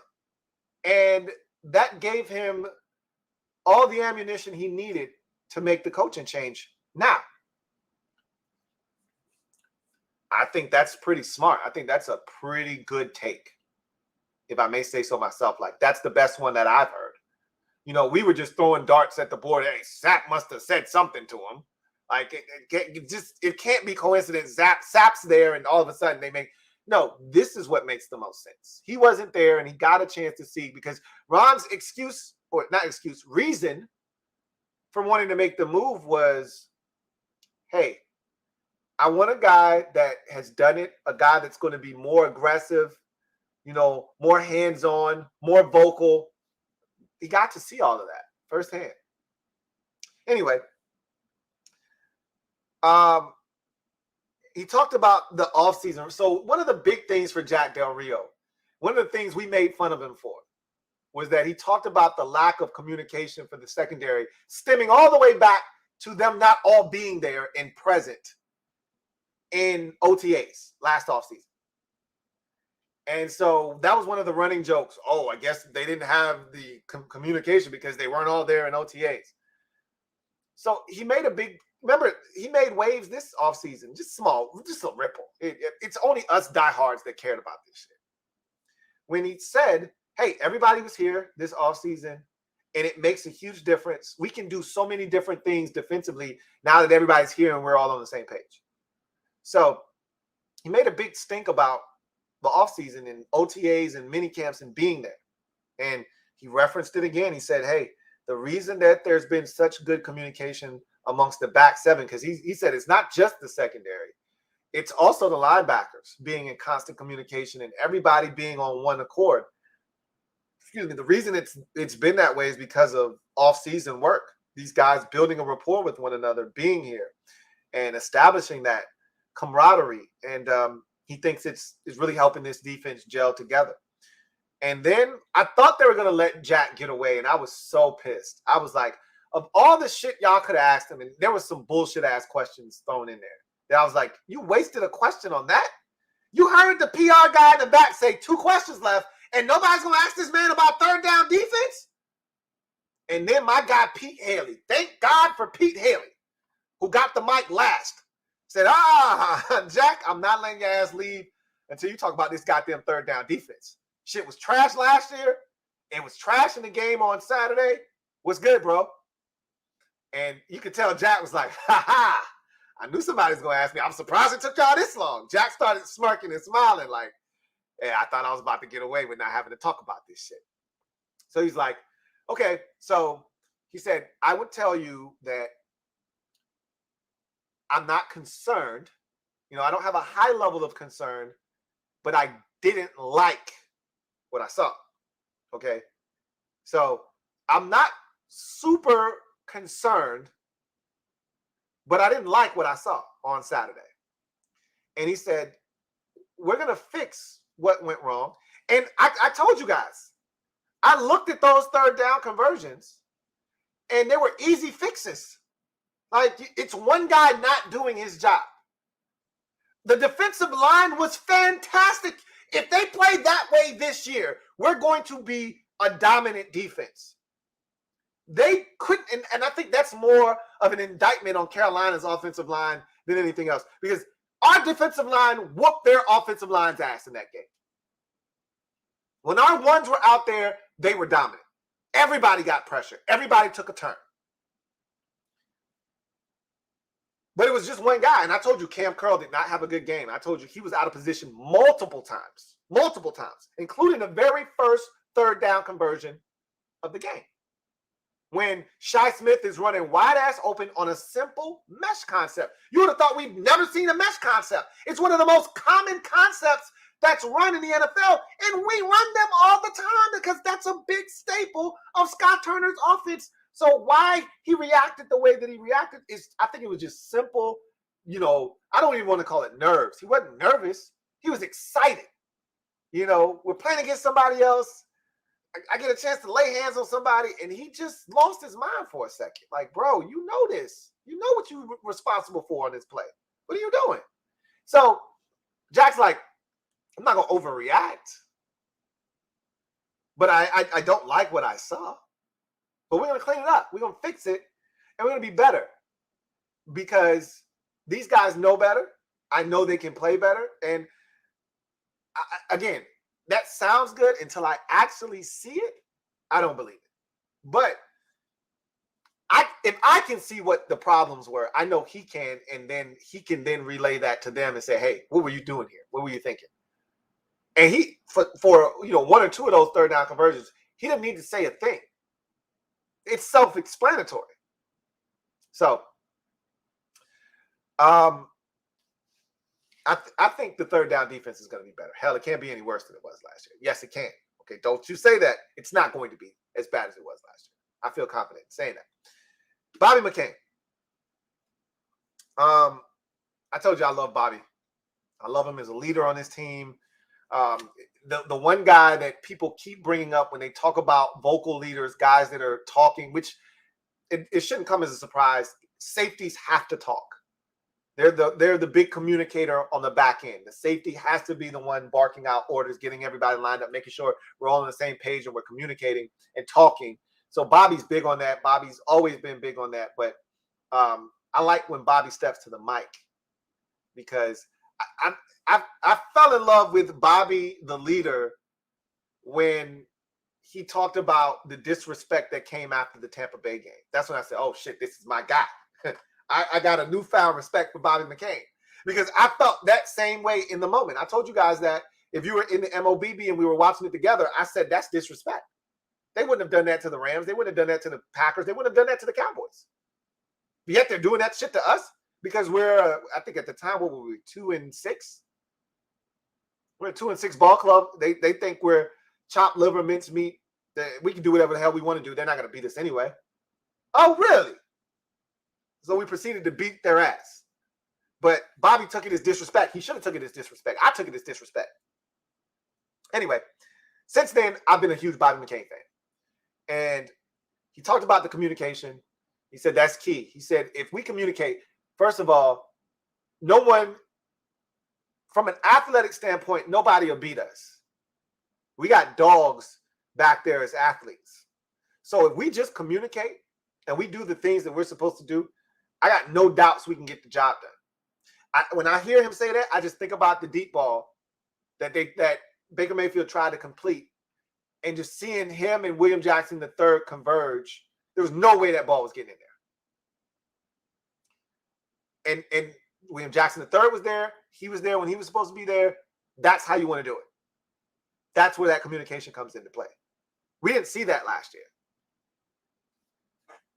He talked about playing versus Mahomes and the Chiefs in preseason game number 2 and what that could do for the defense. I talked about how that is a great boost for me as a fan watching this defense play against one of the elite offenses in the league. Getting that work in the preseason, invaluable. And he said it's going to be a great test for us. That's what you want. You know what they are. You know what they bring to the table. And that's definitely going to help us for sure. So that he talked about that. Talked about Percy Butler, and he said, I talked to this young fella after the first day of practice because this dude's super talented. He said, I talked to him and I said, if you want to stick around in this league for a long time, don't make the same mistake twice. And he said he's taking that advice to heart. That kid is out here running around and he's not making the same mistakes over and over again. You're like, this guy's got a chance to be special. That's good to hear. He talked about being slept on. The question was posed to him about this defense because of how bad it was at times last year and really the overall team, but in particular the defense being slept on. He's like, yeah, we slept on, but guess what? That's for y'all to talk about. We ain't worried about none of that. We just worried about, being better each and every single day and putting ourselves in a position to be successful on game days and, being better, a better group than we were a season ago. So Bobby knows. Bobby's one of those dudes. He sees the shit, right? He sees the 3-14. This defense isn't this. This defense isn't that. Dallas is going to win the division. The Eagles are going to finish in second. He sees all of that shit. He talked about Defoe, Derek Forrest. He said he's playing faster. That, again, and you hear that phrase every time a guy is starting to get it. That's the first thing that they say. He's playing faster, especially on the defensive side of football. Because defense is so much about just knowing your assignment and what you're responsible for. And once you know that, you don't have to think. Once you don't have to think, you can just go out and do. What slows you down is thinking. Like, okay, should I be over here? Should I get more depth? Should I fall on this route? What are they trying to do to me? Are they trying to high-low me here? Should I go up? It's 3rd and 6. Should I go up and overreact to the underneath route, or should I sag back and not give them the dig route that they're trying to run behind me? If I go too far back, though, they're going to throw the dig route, or the underneath route. They're going to get the first down anyway. But if I sag back, they can't throw the dig behind me. What do I do? Like, that kind of thinking slows you down. Make a decision, go and make it right. You know what I'm saying? So he said Derek Forrest is playing much faster. And that's what you would expect. Same with Jamin Davis, a year 2 guy with a ton of speed and athleticism. That's what you expect. Less thinking, more knowing, more doing. And then he talked about 3rd downs. Obviously, big point of contention right now. If you're a fan, if you're a media member, if you're a player or coach, 3rd downs defensively have to be fixed. It has to be solved. Which is why I got worked up after the first preseason game. I shouldn't be worked up after a preseason game. I don't care if it's the 1st, 2nd, or 3rd. I don't give a shit about these preseason games. As long as we're healthy, that's all I care about. You want to see the team play well. You want to see them perform at a high level. You want to see the effort. You want to see the physicality. You want to see the execution. You don't want to see penalties. You want to see smart football. Yeah, all of that shit. Check all of those boxes. But you don't want to see the same shit that went awry a year ago that really helped the season be undone being done again this year. So he said, look, we got to be better on 3rd downs, and he said, we saw what we did wrong in the game on Saturday, and, we can't do that shit again. And we'll be better. He said, we're not game planning right now, but when we start game planning and we look at teams' tendencies and we see the things that they like to do on 3rd downs, we'll be better. He said, but this is a situational league. And he said, what it really comes down to is 3rd downs, 2-minute, and red zone. That's what it boils down to. He said, if you're not good in those situations, you won't win a lot of football games, offensively or defensively. If you're a defense and you want to be highly rated, you need to take care of business in those 3 areas. 3rd downs, 2-minute, red zone. And how many games have we seen our offense go out, move the ball up and down the field, but they were 1 of 4 in the red zone? And that's why we lost. Red zone is huge. The first drive of the game against the Panthers, while it sucked ass to watch them convert the first, 2 3rd downs, or 3, I think it was 3 of them. We got off the field. On that last one, they had to settle for a field goal. And, maybe some of that was that fumbled snap that put them in 3rd and 14. I don't care how it happened. It happened. And we got off the field and they had to settle for a field goal. That's what you want. You're going to give up some yards. You're going to allow them to get to your side of the field in plus territory. Force them to kick a field goal. And then obviously 2-minute is huge. You can't sub the way you want. They're going to hurry up with a little bit of tempo. You got to be able to make a play or 2. You win and lose games in 2-minute situations because you're going to have some games that come down to that final situation where teams got 1 or no timeouts They got to drive the length of the field. They need a touchdown, or they got to get in the field goal range. Field goal, give them the win. Field goal, give them a tie, force, or overtime. You got to get a stop. So situational football is huge. He's right, and we got to be better in all of those facets of the game. So anyway, that is all I have. I told you there was a lot.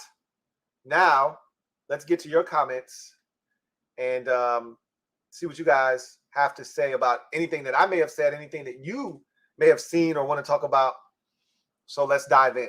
So we start the night off with Quentin Ruiz. Thank you for the super chat. Greatly appreciate you, my guy, Quentin Ruiz writes, I know that O-line also different roles individually, but I'm curious on who your favorite overall lineman is. He says, also, William Jackson III is poised to have a Pro Bowl year. I have already told you my favorite offensive lineman on the team is Wes Schweitzer. I love Wes Schweitzer. I love what he brings to the table. I think he's an invaluable piece to this offensive line. I think the glue that holds the line together is Chase Roullier. Obviously, the center is that guy for most teams on the offensive line. But I am taking a strong liking to Sam Cosmi as well after how he burst on the scene. I was not the biggest Sam Cosmi fan when we drafted him. I thought he was okay. I didn't think he was physical enough, and then he turned out to be mauling guys in the run game. So I'm starting to take a strong liking and a nice affinity for Sam Cosmi. But my favorite offensive lineman is Wes Schweitzer. He stayed putting somebody dick in the dirt. So William Jackson III, I said this, I think either last show or the show before that. I said, I think William Jackson III, I think it was yesterday's show. I think he's poised to have a big time season for us. I feel it. Like, I think he's more comfortable. You know, the whole man versus zone thing, that was crazy. You rarely hear a guy not being able to play zone. It's usually he can't play man. But, you know, he got over that the second half of the season. He was much better. I told you, it was awfully quiet on that side of the field the second half of the season. So I feel good about William Jackson III. And then seeing them take a shot at him in this past game, and he was all over it, I think we're in a good spot with him. And I think he has a chance to really make some noise this year. And for as bad as we said William Jackson III was, he still had 2 picks last year, if I'm not mistaken. I think he had one. I know he had one in the very first game of the season against Justin Herbert. I think he ended up with 2 picks last season. So I like William Jackson III. I think he's going to have a big season as well. John Greaves III, my guy JG3, thank you for the super chat. Greatly appreciate you. Thank you for being a member of the MOBB, who writes, glad to see Gibson returning punts. He's got experience and can be explosive. Let Brian Robinson be RB1, Gibson be punt returner, and Milne do kick return. So you got it backwards. Antonio Gibson is not a punt returner. He's a kickoff return man. He had success in college as a kick returner, not as a punt returner.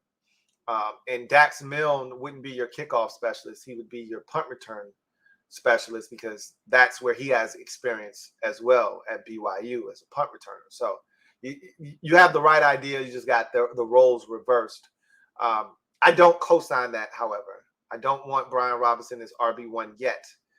Ultimately, that may be what happens, right? Like if he can't, hold on to the rock, that's whether we want it or not, whether I want it or not, that's what's got to happen. I said it on, the post-game show. I can't keep protecting you. It's just like Dustin Hopkins. After a while, I can't keep the mob away after a while. They've got their pitchforks and torches, and I'm keeping them at bay. But if you fumble one more time, I got to let them go. I got to let them come after you.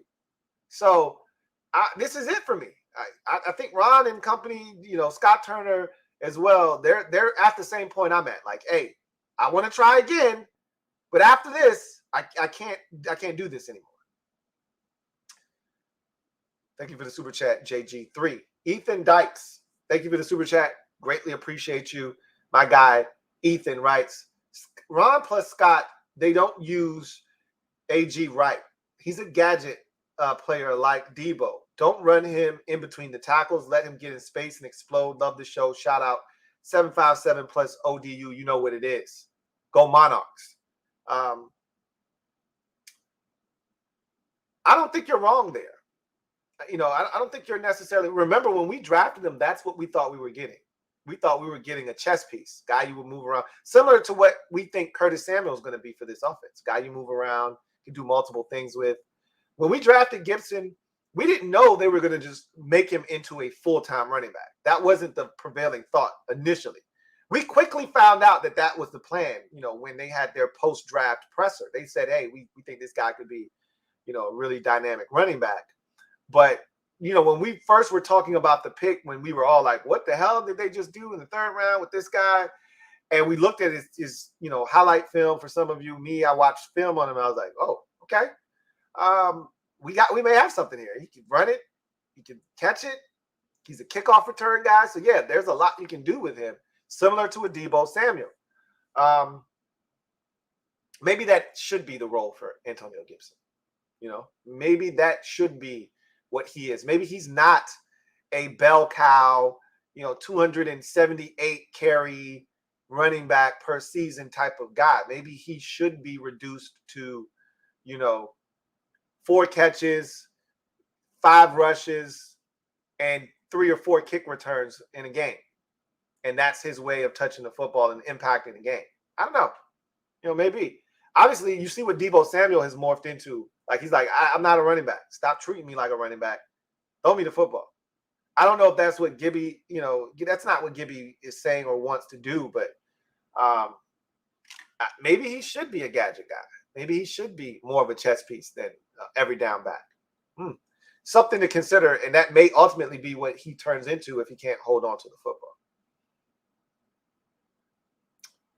football.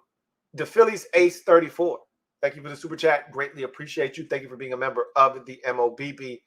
The Phillies Ace 34 writes, "My guy Louie, my brother from another mother. What's good? What's good with you?" The Phillies Ace 34. He says, "Let's say Jalen Hurts fails. Can the defense alone carry us to win the division or wild card? Wentz may be good on the field, but will he become a leader?" I think he's already becoming a leader, but let's knock your question down about Hurts. The answer is no. In this league, your teams aren't set up for success if the quarterback position isn't, up to par, right? A great example of that last year was Baltimore.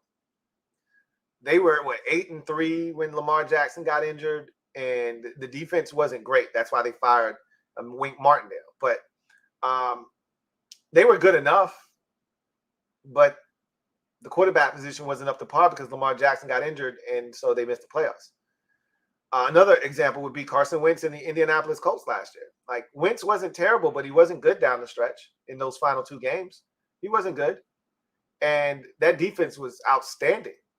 That run game was outstanding.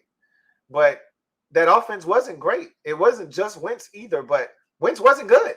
He wasn't good against the Raiders. They should have won that game, though. He wasn't good against the Raiders, and he wasn't good against Jacksonville. And they missed the playoffs. So it's tough to overcome, poor play at the quarterback position.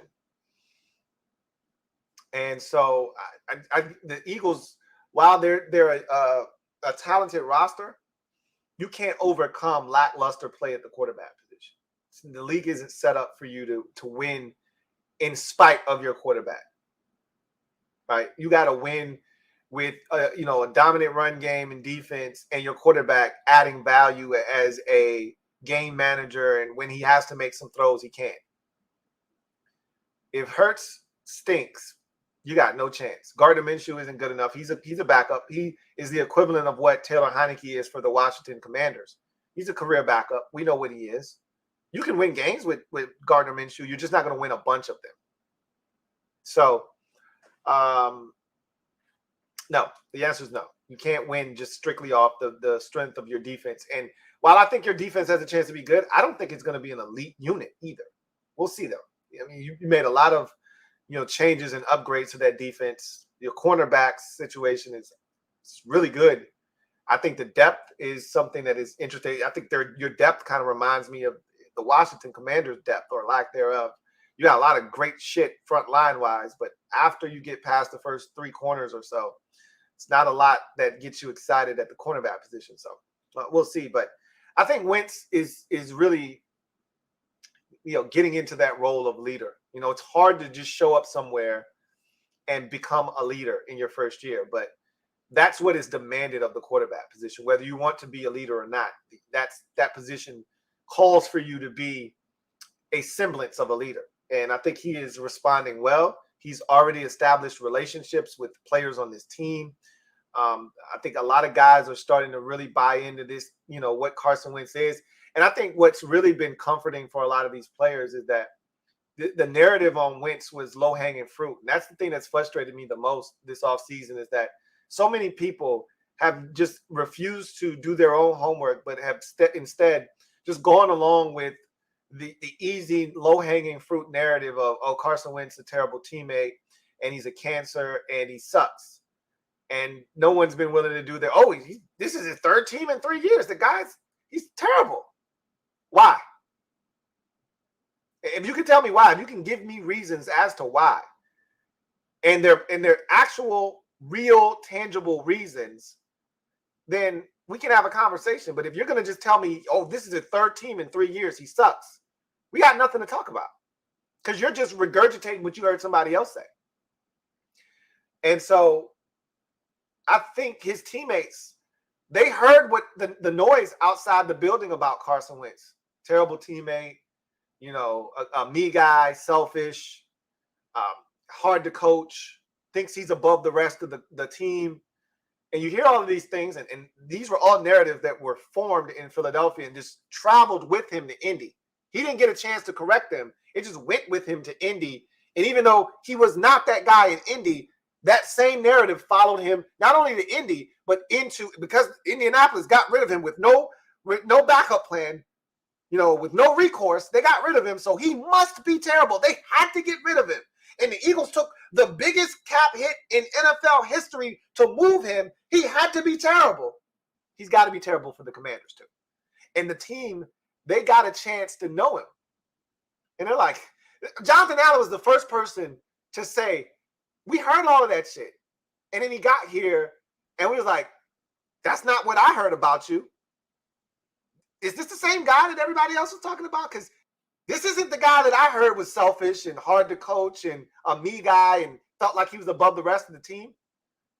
Carson Wentz has been humbled, okay? He got a fat-ass slice of humble pie when the Eagles decided to give up on him. Future, even though he still ain't humble. He's never been humble. But there was one line that Future said that let me know that shit cut deep. And he said, my chick gave up on me like I was average. So I went back to the crib and started counting up, started laughing. But the fact that he put that in a song, let me know that shit cut deep. He had to be humble because he thought she wasn't going to go anywhere. And so Carson Wentz, he was parading around Philly like, I run this town. I run this shit. This is my shit right here. I can do no wrong. So yeah, I get to call the shots. You can't tell me what I can and can't do. I'm Carson Wentz. This is Wentzylvania. And then he got a big fat ass slice of humble pie in 2020. And he didn't handle it well. They didn't handle it well. And it was a shit show. And when you get that kind of humble pie, when the place where you felt like you would be for the rest of your career, where you thought you were going to call home, is snatched from under you, that suddenly, it makes you take a step back and start taking inventory. Okay, what did I do wrong? I got to look in the mirror. It can't be everybody else now. That was the shit Robert Griffin III refused to do. He never took a step back and said, what did I do wrong? How could I have made that situation better?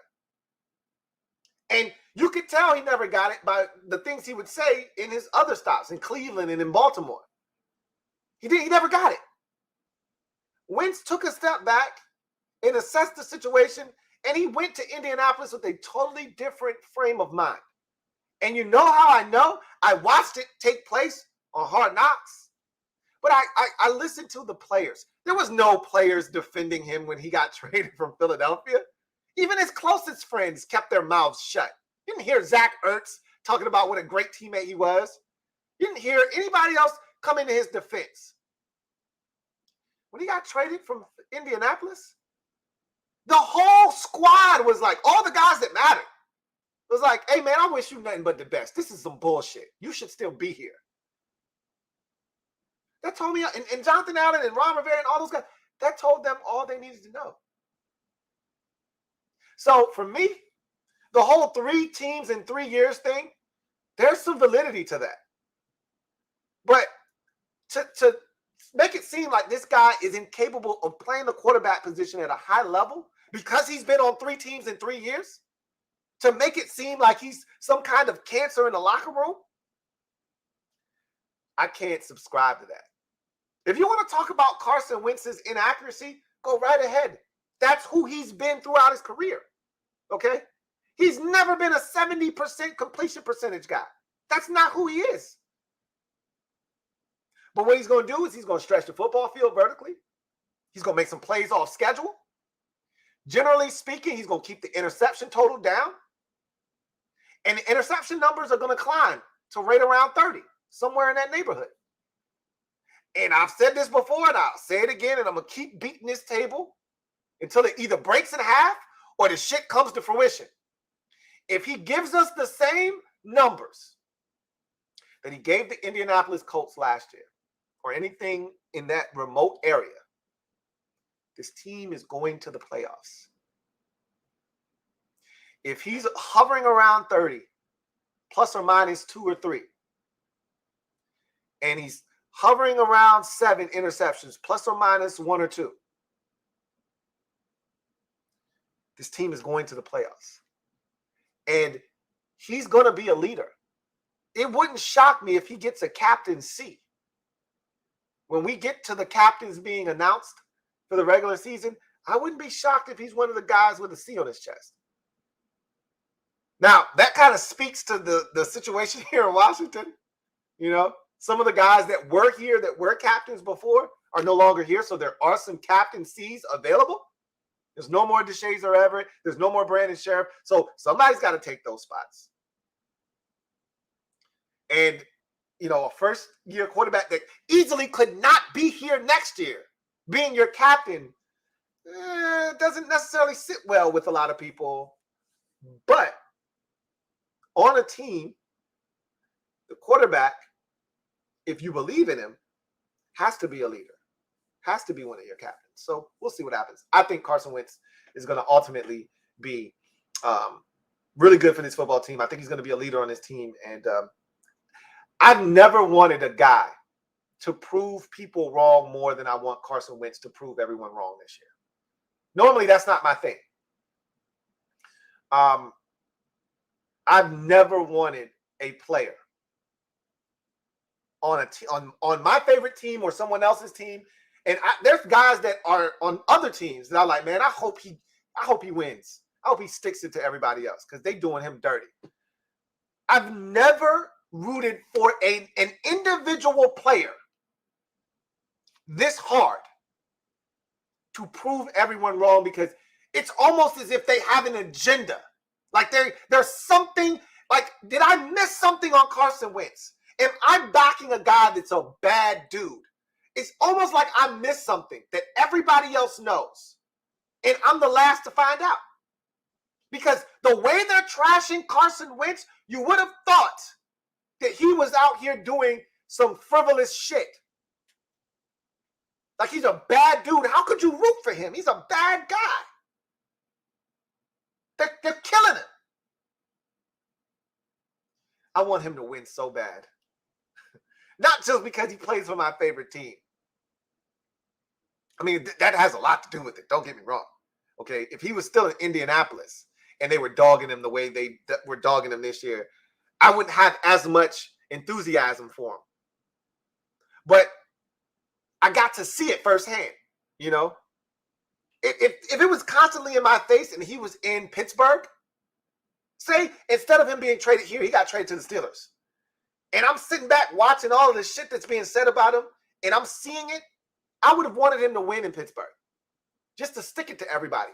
But because I've lived this every day for the last 6 months, 5 months or so, about how he's being trashed, how he's garbage, these lists, how these evaluators and GMs and anonymous sources are talking about him like this guy shouldn't even be in the league anymore. 3-14? We had Taylor effing Heineke at quarterback last year, and we won 7 games, and you're telling me we're 3-14 with Carson Wentz? He's that bad? Okay. All right, we'll see. I want this guy to just give the biggest middle finger to everybody and say, kiss my ass, both lips, and go out and crush it this year. Anyway, I digress. Thank you for the super chat.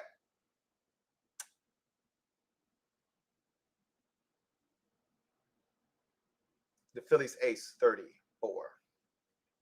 Martin Matthews, thank you for the super chat. Greatly appreciate you. My guy Double M writes, hey, Louie, don't be surprised to see Chris Paul as a second string guard behind our rock climber. He's a young beast. That's what the word out on the street is. Chris Paul is holding it down. He's not just an R&B crooner. He can actually do some things in the trenches. So right now, I'm not going to say he's second string guard yet, because I still think they view Sadiq Charles and Wes Schweitzer as their two, backup guards. But with all these injuries, there's a really distinct possibility that Chris Paul is starting on Saturday against the Kansas City Chiefs. That would be one hell of a baptism by fire. You get your first NFL start. Granted, it's a preseason game, but you get your first NFL start, and you look up, and there's big 95 Chris Jones staring at you across the line of scrimmage. Shit, that's a hell of a welcome to the NFL experience, if I may say so myself. And I'm not really interested in that particular welcome to the NFL experience being with Carson Wentz being under center. You know what I'm saying? So in order to protect Carson Wentz the best, they may ultimately put Sam Cosmi at guard and take Cornelius Lucas and put him at tackle, just to put the best 5 that they have out there to keep him upright. To me, that's a bit extreme for a preseason game, because Sam Cosmi isn't playing guard. Unless if he's playing guard, shit has gone horribly wrong. Okay, in game. A lot of shit has gone horribly wrong in game, and this is your last resort. I need Sam Cosmi getting reps at tackle. I don't need him getting guard reps. I get that you're trying to protect, Carson Wentz, and you don't want to put guys out there that may not be up to the task, but Sam Cosmi needs rep at tackle. You don't need him at guard right now. So I think ultimately Sadiq Charles will be at left guard, and Chris Paul might be at right guard, just like they had to stick Keith Ishmael in there at center in last weekend's game against Carolina. You may have to do that. And Keith Ishmael is a third-string center. So you might have to stick, a third-string guard in there and Chris Paul, but, that may be what you have to do. If Wes Schweitzer isn't playing this week, neither is Andrew Norwell, it looks like. I can't speak on Norwell, but he hasn't practiced this week. I would assume that they're not going to press him to play. Obviously, we know Trey Turner isn't playing, so your 2 starting guards and your primary backup are all out. I think Chris Paul's going to get an opportunity. So if he fares well against Chris Jones, and I would assume that wherever 95 is, you have to double team him. You can't, especially if he's head up over, poor young Chris Paul. You got to double team him with Trace Roulier. You cannot leave him by himself. The Chiefs don't have any other guy that scares me. Not afraid of Frank Clark or any other rusher that they have. Chris Jones is the one guy that can beat you. You have to double team him. That's my thought process on that. But anyway, we'll see how good he is. We're going to get a chance, I think, to see him in action this weekend. I think he's going to start. We'll see. And I love our rock climber. I told you he's my favorite offensive lineman. So anyway, I digress. Thank you for that, Martin Matthews. John Graves III. Thank you for the super chat. Greatly appreciate you. Double up. Thank you for doubling up. JG3, who writes, Sorry, I meant kickoff returner for Gibson and punt returns for Mill. Okay, so you got it. Look, I know you guys are smart. You get it. So no issues there. I should have known you were going to come back and correct that, but I appreciate you nonetheless. JG3. Let's see. Got one here from my guy Ishmael Benitez. Thank you for the super chat. Greatly appreciate you. My guy IB writes, AG going to be all right. He's been our second best offensive player 2 years in a row. This fan base got that goldfish memory. I've said this. I'm usually hesitant to attack the fan base when it comes to matters of, flipping out like this over a guy, doing something like this, fumbling the football or not being able to stay healthy. I usually don't flip out on the fan base when they turn their back on someone like that. It's easier to turn your back on a guy that hasn't done anything for you, like a Curtis Samuel, for instance, which I wasn't an advocate for. I told you I thought he was going to stay healthy this year, and we're not out of the woods yet, but I expect him to play the vast majority of the games this year and be an impact player. But it's easier to turn your back on a guy like him or Paul Richardson or someone who really hasn't done shit for you. There's no attachment. There's no benefit of the doubt. There's no equity that's been built up. So it's easy for you to say, man, F that dude. Get him out of here. It's a little bit different when the guy's Antonio Gibson. As you mentioned, he's been the second best player offensively for us. We haven't had a lot of talented guys on the offense. So he's been one of the few out there that you've had any confidence in to get, make a big play for this offense. And yet everyone's, because again, this is the new shiny toy theory that I have developed. I've said this, I said it in a comment, someone posted a comment and I responded. Matter of fact, somebody DM'd me and we were talking back and forth. And I said, this is the shiny toy theory that I have. And what that theory says is everyone always wants to play with the new shiny toy and disregard Old Faithful. And the way I view Brian Robinson is he's Buzz Lightyear. And Antonio Gibson's Woody. And at this point, everyone wants to play with Buzz Lightyear to infinity and beyond. He's going on car trips. Woody's under the bed. And I'm like, I get it. He's fumbling. That's a problem. And he might have to go in the closet if he doesn't hold on to the rock. But what about all those nights when you were screaming and you were scared in the bed by yourself? And Woody was right there on the pillow next to you. What happened about all those trips to the zoo and, or the trips to grandma's house and you were bored out of your mind and Woody was there keeping you company? That's what Antonio Gibson has been for us. Don't forget these 4-game win streaks that we've had. Gibson's done a lot of the heavy lifting during these 4-game win streaks, especially the one last year in particular. Let's not have selective memory. The man had 11 touchdowns in his rookie season. Let's not forget what he was, what he is, what he could be. Brian Robinson's cool. He's the new shiny toy. I get it. A lot of y'all are the same way with the quarterback position. There's no attachment to Carson Wentz, so I get it. But you see Sam Howell one time and you lose your damn mind, and he's now Buzz Lightyear, and Wentz is Woody. Now, it's a little bit different with them in that particular analogy because Wentz just got here. He has done nothing for this organization, whereas Antonio Gibson, we haven't won shit with Gibson. Don't get me wrong, but it hasn't been his fault. We just haven't been good enough at the quarterback position in particular, period. So, yeah, I struggle with that a bit, but I will never chastise fans for being frustrated because they want to win. At the end of the day, we're starving for a winner. And if you think Gibson's inability to hold on to the football is a hindrance to us winning, then you want to get him and his fumbling issue the hell out of the lineup. And I can't blame them for feeling that way. Because I've said 12-5, 11-6 this year. Him fumbling the football is a detriment to 11-6 or 12-5. You can't be 12-5 if your primary running back is putting the ball on the carpet. It's just not going to happen. So I get it. But I'm going to continue to advocate for Antonio Gibson because I know what talent exists there, what we could potentially have. And it won't take long for them to fall back in love with him if he just holds on to the football, because he's going to show you what he brings to the table, what he can do, and what Brian Robinson can't do. He's going to show you that. Brian Robinson will be the more consistent running back. You'll get less gains of 1 or none or loss of 2 with Brian Robinson. You'll get more gains of 4, 3, and 4 and 5 with Brian Robinson and his physicality, his decisiveness, and his ability to just understand how to, lower his pad level and get what's there. You'll be more consistent on the ground with him, but you're not hitting as many home runs. You hit more home runs with a guy like Antonio Gibson. So, we'll see what happens.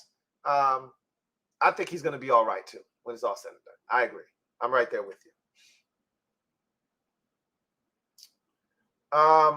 Thank you for that super chat, Ishmael Benitez. Got another super chat. This one is from Spence Kalis. Thank you for the super chat. Greatly appreciate you. Thank you for being a member of the MOBB. My guy, Spence Kalis, writes, Commanders might have to go the program on Gibby. No, they don't have to do that. When Omar Epps was fumbling the football and they had him walking around with the ball around campus. Yeah, I don't foresee that being the case, right? That's one of my favorite movies, football movies. I can't see them doing that with him, right? Like, that's not going to help him. This isn't college. But I get what you're saying. Like, it has to be that kind of an emphasis on holding on to the football.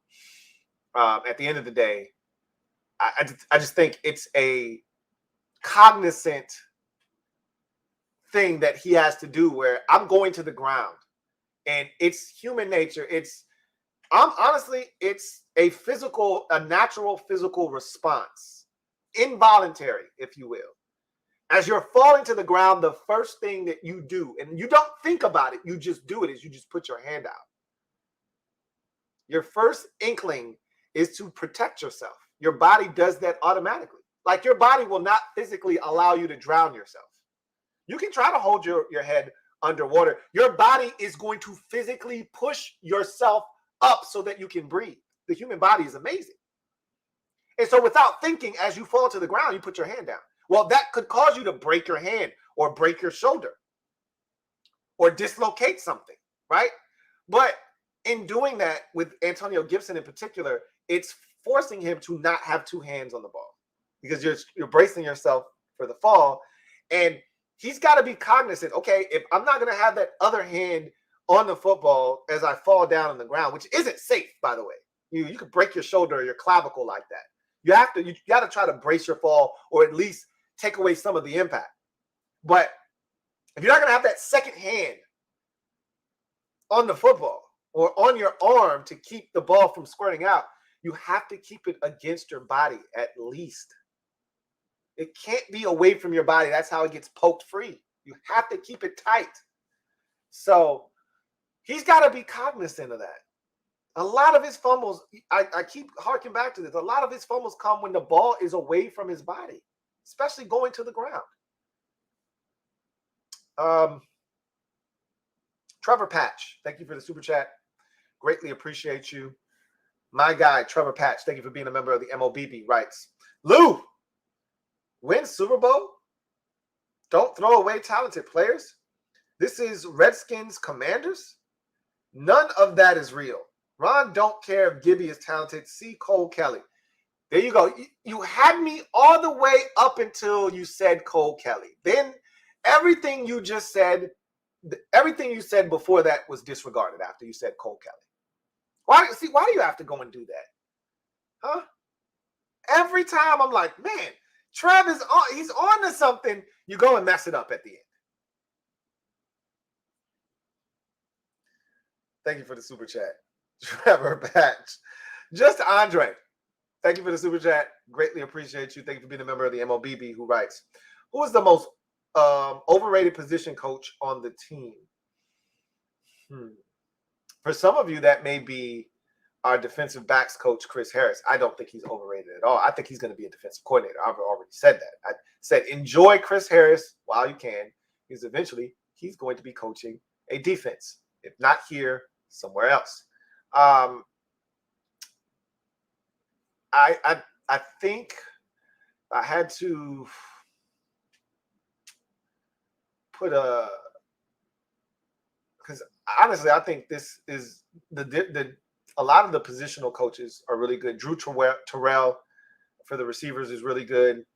I know Juan Castillo's work in the past. I know he's fully capable at tight end.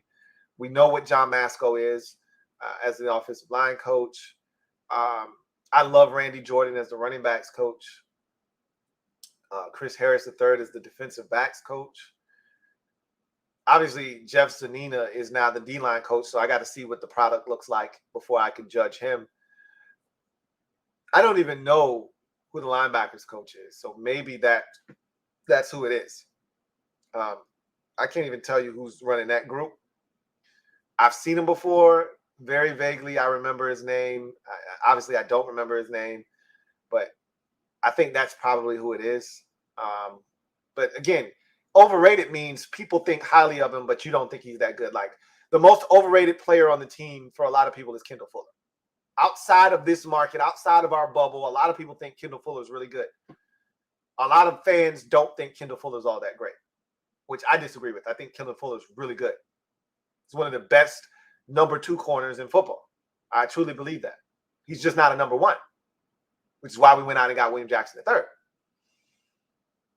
So overrated means he's well respected and thought highly of. I don't know if there's a coach on this staff that's thought highly of, which means we overrate him and he's actually not as good. So I don't think there's a guy on the roster. That guy for me used to be Bill Callahan. And I know some of you swore by Bill Callahan, and that's fine. Bill Callahan has been great everywhere he's been. I didn't think he was great here, and I think some of that had to do with Jay Gruden and his run scheme not matching Jay Gruden's pass offense. That for me was a non-starter. I had a tough time stomaching the run game with Bill Callahan here because nothing looked like it went together. It was like peanut butter, no jelly.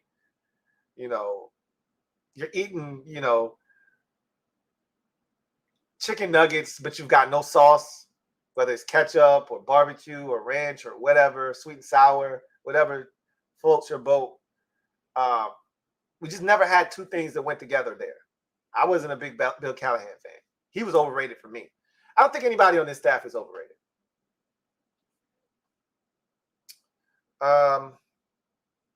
Trevor Patch, thank you for the super chat. Greatly appreciate you. Double up. Thank you for doubling up. My guy Trev writes, hey, Lou, glad Scotty isn't in the booth. You can use a tablet to see the field. Today's game isn't his father's era of game as far as technology goes. You're absolutely 110% spot on. You don't have to be up in the booth to see what's going on. You didn't have to back in Norv's days. You got the photos. You get the printouts, right? But the tablet is more immediate, right? You want immediate answers, or you want to get an immediate look. You don't want to wait for copies of still photos. You want to be able to see it in motion, right? Some guys just enjoy that vantage point. Some guys don't like the distraction of being on the field with all the players. They like to be able to tune all of that out and just be in a booth focused on nothing but, play calling. But I think he is starting to value the relationship of being down on the field and the level of communication that is allowed to take place that can't happen when you're in a booth and there's so many different, channels that you have to go through. It's almost like a game of telephone. Hey, tell Carson that they are trapping on the left side. Anytime we go to a 3-by-1 look, they're trapping on that side. I don't have to go and tell the quarterback's coach to tell Carson that they're trapping, when we go 3-by-1. Now I can just tell him myself. You know what I'm saying? Like nothing gets lost in translation. I can just tell him myself. Hey, the next time you see them in cover 3, just go 4 verts. They've been giving us cover 3 all game. Just go 4 verts and try to expose them. So that kind of stuff, you can go down there and talk and say, hey, what are you seeing? Hey, here's what I see. here's how we can attack this. So, yeah, I love it. And you're right. The technology has changed drastically, and it is a different game. So, I'm glad he's coming on the sidelines. Tony P56, thank you for the super chat. Greatly appreciate you, my guy. Tony P56 writes, Lou, I hate to bring this back up, but I saw JC debate on JT and P. It's a lot of abbreviations. You are assuming that I know who all of these people are. Okay. I'm trying to play it out in my head. I'm trying to figure out who the hell JC is. Maybe I should know that. The only JC I know is Jesus Christ. So you keep, and I know some of these super chats, you only get a certain amount of characters, so you gotta, abbreviate some stuff. But you cutting it close here, man. He says on JT and P. What the hell is JT and P? See, this is what I'm talking about. I would love to see you debate the youngin. Putting the past aside, I think it's a great idea. I don't even know what the hell you're talking about. I'm just as lost as I could be. I wish I knew what you were talking about. Anyway, let's see. Free Shabazz, thank you for the super chat. Greatly appreciate you. Thank you for being a member of the MOBB. My guy, Free Shabazz writes, Lou, why fans keep treating AG like Matt Jones or Samaje Perine? Close quote. Hashtag HTTC, the mob. Because he's trending in the direction of Matt Jones. Who? Matt Jones! He's trending in that direction. For some, again, this is a fan base that has been drugged through the mud. And we have psychological scars. And you try to suppress certain things, but when they start happening again, it brings up bad memories. And for a lot of people, Matt Jones is a bad memory. And Antonio Gibson fumbling as many times as he fumbled last year and him fumbling in this first preseason game, is starting to have the odor of a Matt Jones. A lot of people felt like Matt Jones was super talented. He was not as talented as Antonio Gibson. But a lot of people felt like Matt Jones was super talented. And if he could just hold on to the football, he could have had a lengthy NFL career. I disagree. I don't think he was ever all that talented. I thought he was okay. And there was something there, but he wasn't Antonio Gibson. Like, I was willing to give up on Matt Jones's ass like that. He was cool, but like, he keep putting the ball on the floor. Get his ass out of there. Shit, we don't run the ball that well any goddamn way. Just let Kirk throw the bitch. That's the time I was on. Like, don't give it to him. Let Ake throw it. I don't feel that way with Antonio Gibson. But again, this fan base is scarred. And this is, it's like it's like you're sticking your hand in a wound and you're opening it back up. That's what Antonio Gibson is doing to some people who have flashbacks and nightmares of Matt Jones fumbling against the Detroit Lions on the 1-yard line. So, anyway, I digress. Tony P56, thank you for the super chat. Greatly appreciate you. Double up. My guy, Tony P56 writes, AG needs to watch Tiki Barber high and tight tapes. I mean, it was awkward watching Tiki run with the ball like this, right? But it's what he had to do to not fumble the football. And I don't know if that won't ever be Antonio Gibson, but he definitely needs to adopt something that works for him. And that high and tight doesn't work for everyone, but he has to adopt something that works, because clearly what he's doing now isn't working.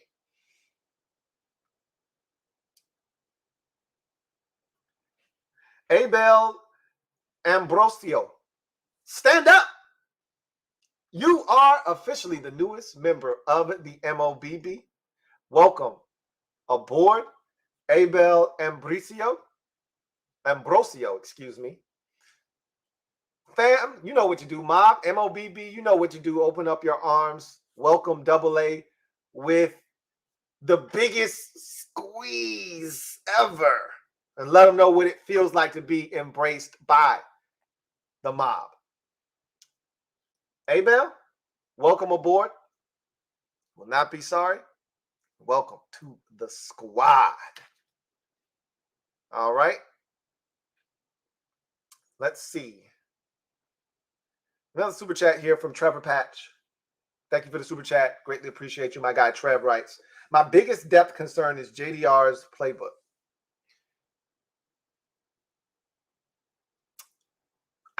You know what?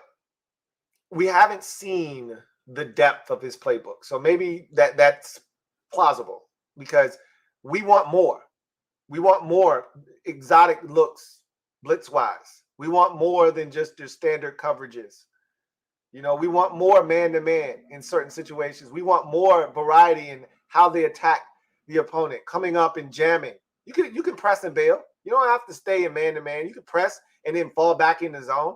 But you want guys to be uncomfortable. It seems like we don't make the offense uncomfortable. It's 3rd and 13, and a guy's getting a running start up the field. No one's touching him. He runs unmolested through our zone, sits down at 14 yards, and gets the first down. We want to see more. So yeah, I could go for that.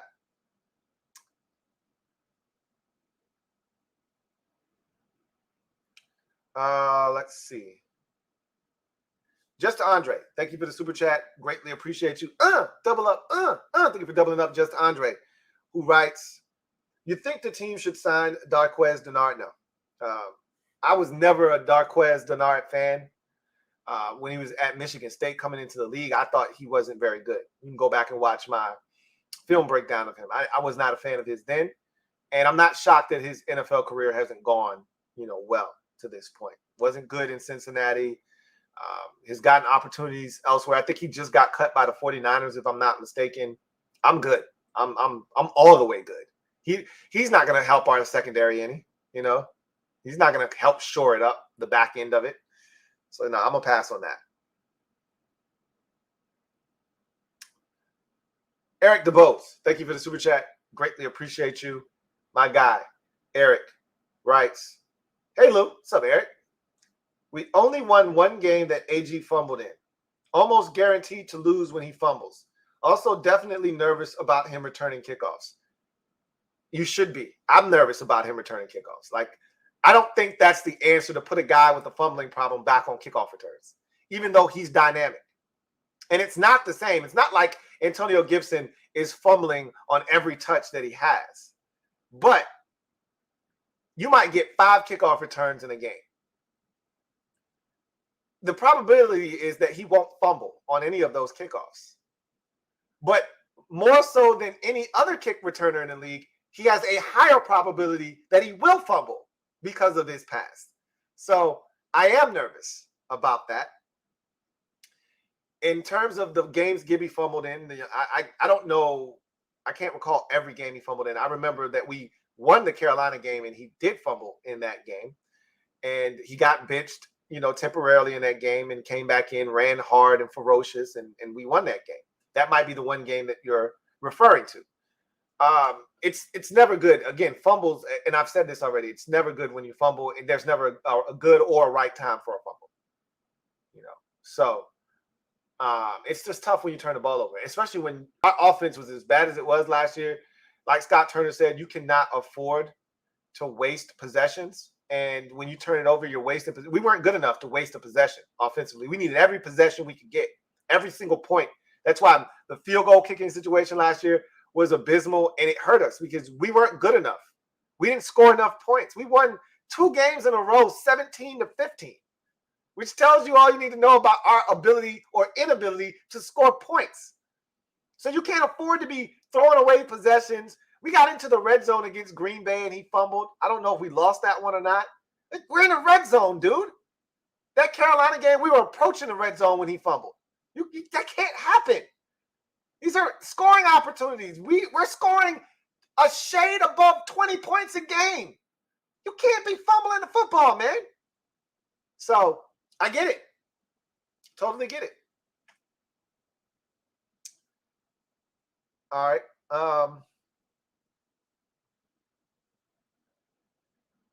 Let's see. Got another super chat. This one is from Fat American. Thank you for the super chat. Greatly appreciate you, Fat American. Thank you for being a member of the MOBB who writes, Tell me the story about the Monday Night Miracle. Why do you do this to yourself, Fat American? I don't have to tell you that story. You know it all too well yourself. You lived it. You watched it. You relive it all the time because you're stuck in 2005. I don't have to do that. I can just tell you this from my experience. It was a terrible game up until the final 4 minutes.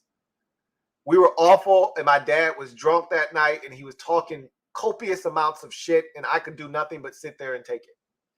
I got dressed up like a dumbass. I had paint on my face, all kinds of Redskin regalia on, and I sat silent for 2 hours and 45 minutes. And then the last 15 minutes was pure euphoria. And he went upstairs quietly and didn't speak to me for the next 2 days. It was the best 2 days of silence of my life. That's the most you're going to get out of me of that. Fat American, thank you for the super chat. Greatly appreciate you. Double up. Thank you for doubling up. My guy, Fat American writes, tell me about the 05 defense, Lou. I love that story. See, I can't with you. I can't with you, Fat American. You know about the 05. We did this the last show. I can't allow you to hijack the show like we did last time. We went down memory lane. We started naming players from the 05 defense. We started talking about Greg Williams. We're not doing that tonight.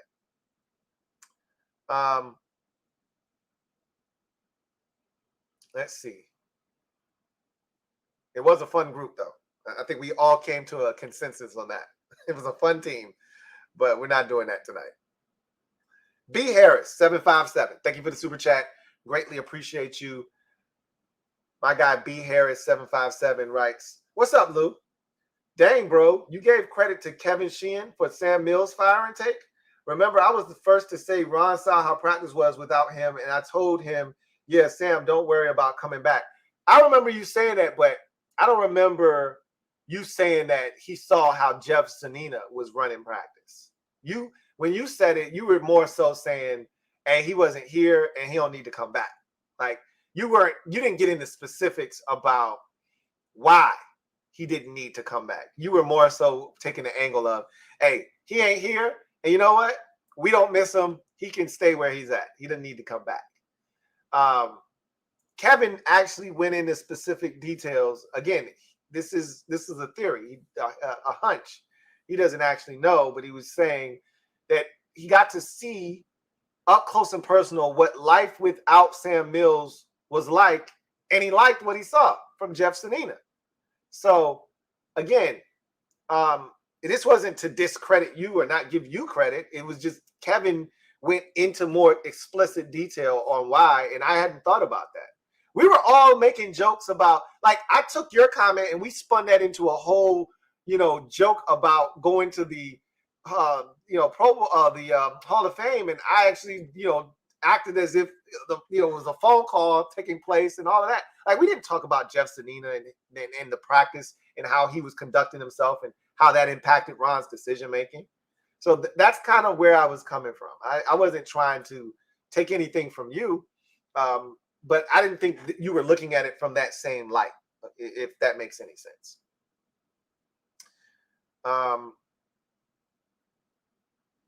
Thank you for that super chat, B Harris 757.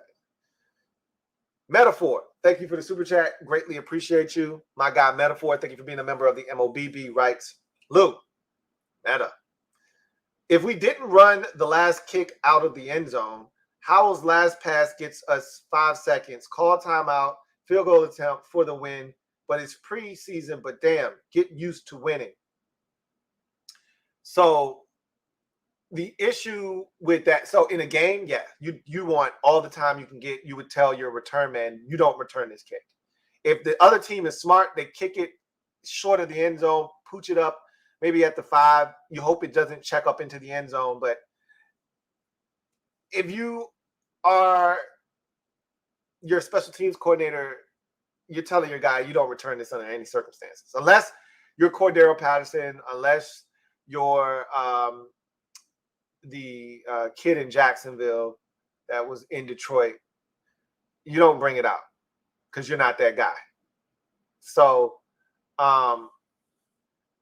in the preseason, however, you're trying to make a name for yourself. What better way to make a name for yourself as a return man? And I think it was that dude that we just brought on. Like, I can't even remember his name, but we just literally signed him maybe 2 days before that preseason, or that's not right. It was probably like 4 or 5 days before the preseason game.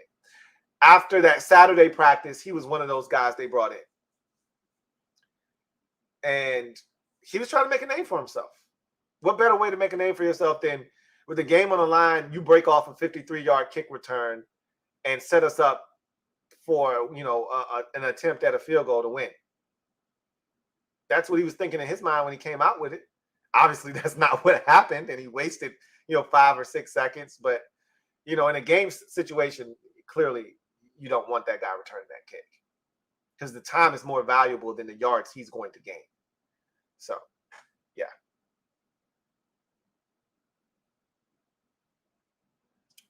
Let's see.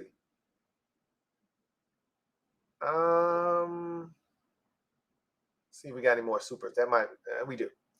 16 Devil Dot. Thank you for the super chat. Greatly appreciate you. Thank you for being a member of the MOBB. Shout out to your wife who writes, "What up, Lou? What's up, 16 Devil Dot? Hope you and the fam are doing well. Likewise on your end." He says, "I had a feeling that they might do what they did to Reyes. He might be really good for us with more time." We'll see. The key phrase there is with more time. He needs more time. He wasn't going to be ready to contribute. Having never played football in his life, and then in a year and a half time span, you can't expect this man to be ready to contribute on an NFL roster. This is the best of the best, the creme de la creme, the best football players from everywhere play in the NFL. It's not like basketball where you've got great players playing overseas, that just haven't come to the U.S. yet. And then by the time they get here, they're past their prime, like Arvydas Sabonis. You get a guy that's like 33 years old and he comes here because he's ready to chase a bag, right? That's not the case in the NFL. The best players in the world play in the NFL. And there are not many guys that are outstanding that come from other countries because football isn't a big sport there, right? Their football is soccer. So it's hard to get a guy that's never played football and just expect him to, be able to contribute in year 2. So it's going to take some time. You could get a guy that is making a transition from wide receiver to tight end, and it takes him 2-3 years. And he's been playing football his entire life. So, yeah, they jerked him. I mean, his injury isn't one that should keep him out the entire year, but they know he's not making a football team, and they don't want to expose him, so that's what they did. They did the same thing to Cam Sims. I brought that up yesterday. Same thing to Cam Sims once upon a time.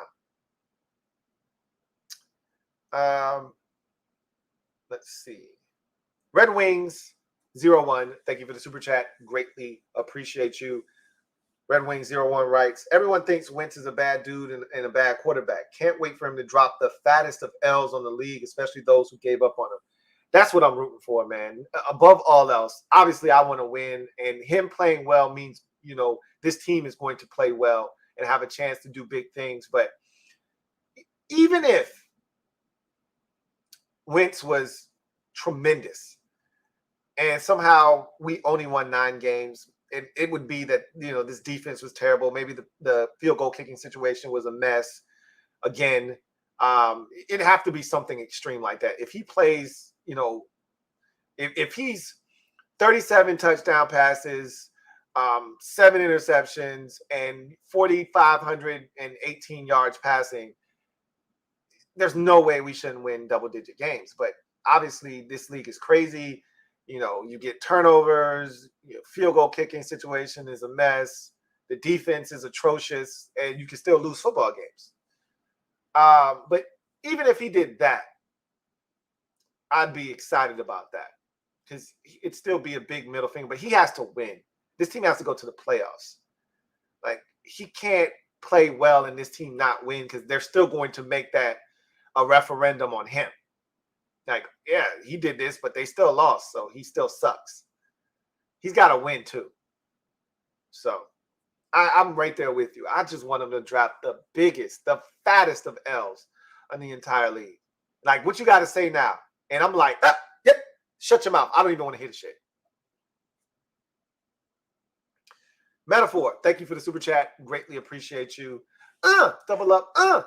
Thank you for doubling up. Metaphor, who writes, Wentz should get Super Bowl ring fitted to middle fingers and show him. That's not his steez, but that would be pretty effing epic, if we were to hoist the Lombardi and they asked him, hey, Wentz, show me your ring. And he's like, yeah, it's right here, man. This is pretty nice, right? That'd be dope. But that's not his style. And that wouldn't be the politically correct thing to do, right? But yeah.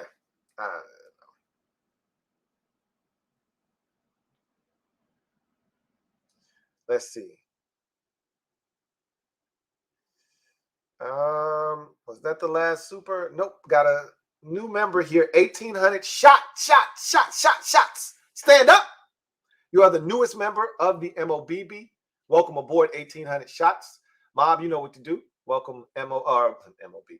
Welcome 1,800 shots into the MOBB with open arms. Looking forward to chopping it up with you, 1,800 shots. And I believe we've spoken before. So I'm glad to have you aboard, and I'm looking forward to many more conversations as a member of the MOBB in the future. Remember, if you're a member of the mob, we watch the games together on game day, and it's a great conversation that we have watching the game. And among other things, there are other perks that come with being a member of the mob. But, obviously having access to be in these raffles for the tickets, things of that nature. But above all else, it's just a family. We've cultivated a family environment, and I'm glad that you will be a part of that now. 1,800 shots. Welcome to the squad. All right. Let's see if we have any more supers. Let's see. We have one here. B, thank you for the super chat. Greatly appreciate you. B writes, don't know if you said this, but D Payne said the new D-line coach was the one coaching the interior the whole time. So Mills was only coaching the edge guys. I did not see that. I missed that. And I would like to hear that. I would like to hear the context of which that comment was made, and hear Daron Payne speak on that. And if that is in fact the case, then I look forward to seeing what he does with the entire unit, because the interior was the best that we had. The two guys inside. Jonathan Allen is the best defensive player on our team and the best defensive lineman, clearly. And Daron Payne has been playing at a high level, since we drafted him. So those two guys have gotten it done. And I remember, in Ron's first year here, Matt Ioannidis was, not happy. And he wasn't alone. Remember, there was pushback. Ron talked about this various times about how the defensive line in particular wasn't on board with the way they were being coached. And he talked about them wanting those guys to buy in. He kept hearing Ron talk about buying in and how important it was.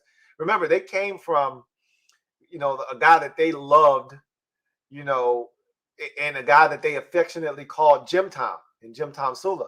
They loved him to death. And so you go from Jim Tom to, this iteration here, and it's like he's speaking a different language, and you're not really taking to what he's trying to get across. And Ioannidis at one point was, threatening to want to be traded. It's like, look, if this guy's going to be my coach and this is the best you got, just trade me. Because this shit he talking about is for the birds. I ain't got time. So maybe that was the moment Ron was like, okay, I'll compromise.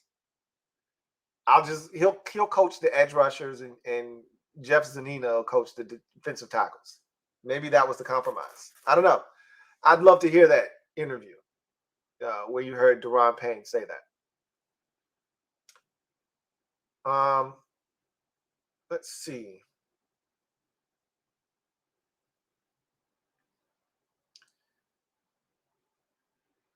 Got another super chat here. This one is from my guy, JL Smooth. John Livingston, thank you for the super chat. Greatly appreciate you. Thank you for being a member of the MOBB. My guy, JL Smooth, writes, Lou, what do you think of Hard Knocks? Everyone is obsessed with Dan Campbell, but in my opinion, he's Rex Ryan, but in shape. Do hope the Lions turn it around, though. I haven't watched yet. Like, I was just talking to my wife about Hard Knocks, and we haven't watched it yet, and she wants to watch it. I want to watch it. We just haven't had the time. She started back at work last week, and so we're kind of getting into the swing of things with the schedule. The twins are going to daycare now. My son is in preschool, so it's a confluence of a lot of things, and we haven't sat down. We haven't had the time. I really want to watch it, and I may have to watch it without her because I really wanted to talk about the 2 episodes on tomorrow's podcast, or today now. It's after 12 midnight on the East Coast. I really wanted to talk about that on the podcast, and I still haven't watched it. And by all accounts, the first two episodes have been really good. I know what Dan Campbell is. Guys like him are caricatures to me. They're over the top. They're extremely animated. But he's doing that for effect. He's not doing that because he wants to say, hey, look at me. He's doing that because this team needs energy infused and injected into its bloodstream. It's a lifeless Detroit Lions organization. And so they, just like the Jets were when Rex Ryan took over, that was a lifeless and dead New York Jets organization. And he injected life into that team, and they went to 2 AFC championship games under Rex Ryan. I'm not saying that's what's going to happen with Dan Campbell, but he's trying to inject life into a otherwise dead and stagnant, Detroit Lions organization. And so, yeah, he's a bit over the top. He's a little extra, but they need that. I mean, why else would the Detroit Lions be on Hard Knocks? If not for Dan Campbell talking about biting off kneecaps and things of that nature, nobody cares about the Detroit Lions other than the Detroit Lions fan base. He makes them interesting. So maybe he is Rex Ryan, just in shape, as you mentioned. But Rex Ryan won in New York. Say what you want about him. He won. So we'll see if Dan Campbell can do the same with the Lions. Tony P56, thank you for the super chat. Greatly appreciate you. My guy, Tony P56, writes, JC, Jarris Corner. I didn't. I'm sorry. And I'm not even trying to shit on that man. I did not know who JC was. Jarris Corner. Okay, got you. The youngin who said he wanted to smoke on Protex channel. Got you. Okay. He says, put him on Come Correct. Speaking of, when is the next one? I'm still working on that. My goal is to have it back. My goal was to have it back this month. Probably not going to happen. Maybe towards the end of the month. But the goal is to definitely have it up and running and have it be a weekly thing once the season starts. So it's definitely coming back. The response from you guys as viewers was overwhelming, and I appreciate the support for a new endeavor.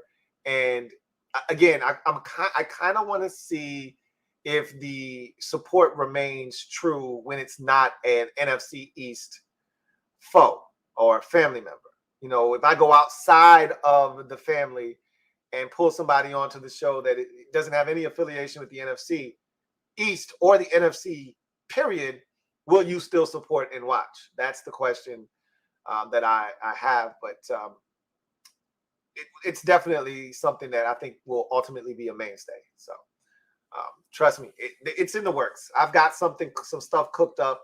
I just got to execute, got all the ingredients. Now I got to go in the kitchen and find a way to put them all together and make it taste good. So I'm working on that. Thank you for the super chat, Tony P56.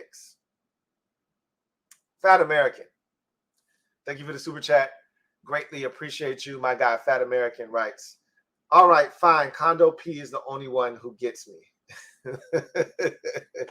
Hey, no disrespect. It's all love, Fat American, but we can't do the 2005 thing, man.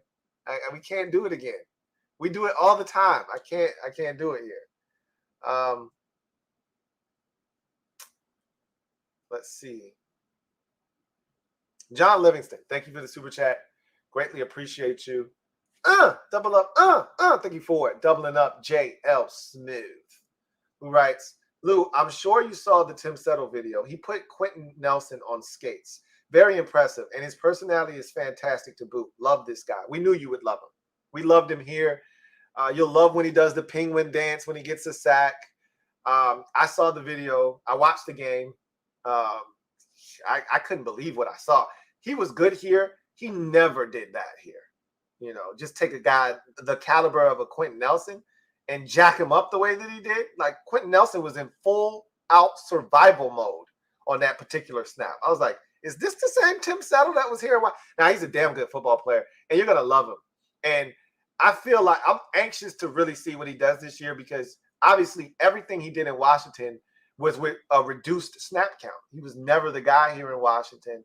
And so I'm anxious to see what him having a full workload and, you know, probably playing in every bit of 75% of the snaps in Buffalo on a weekly basis does for him from a statistics standpoint and production. I think he's got a chance to be one of those guys that's sniffing up around, 8, 9, 10 sacks. He's got that kind of potential. So I'm anxious to see what he does for you guys. You're going to love him, and you're already falling in love with him. He's a great dude.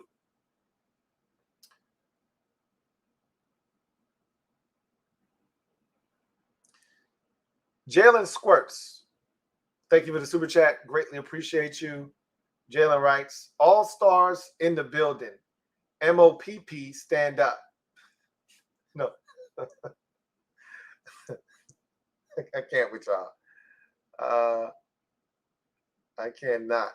Sonny Robinson, thank you for the super chat. Greatly appreciate you.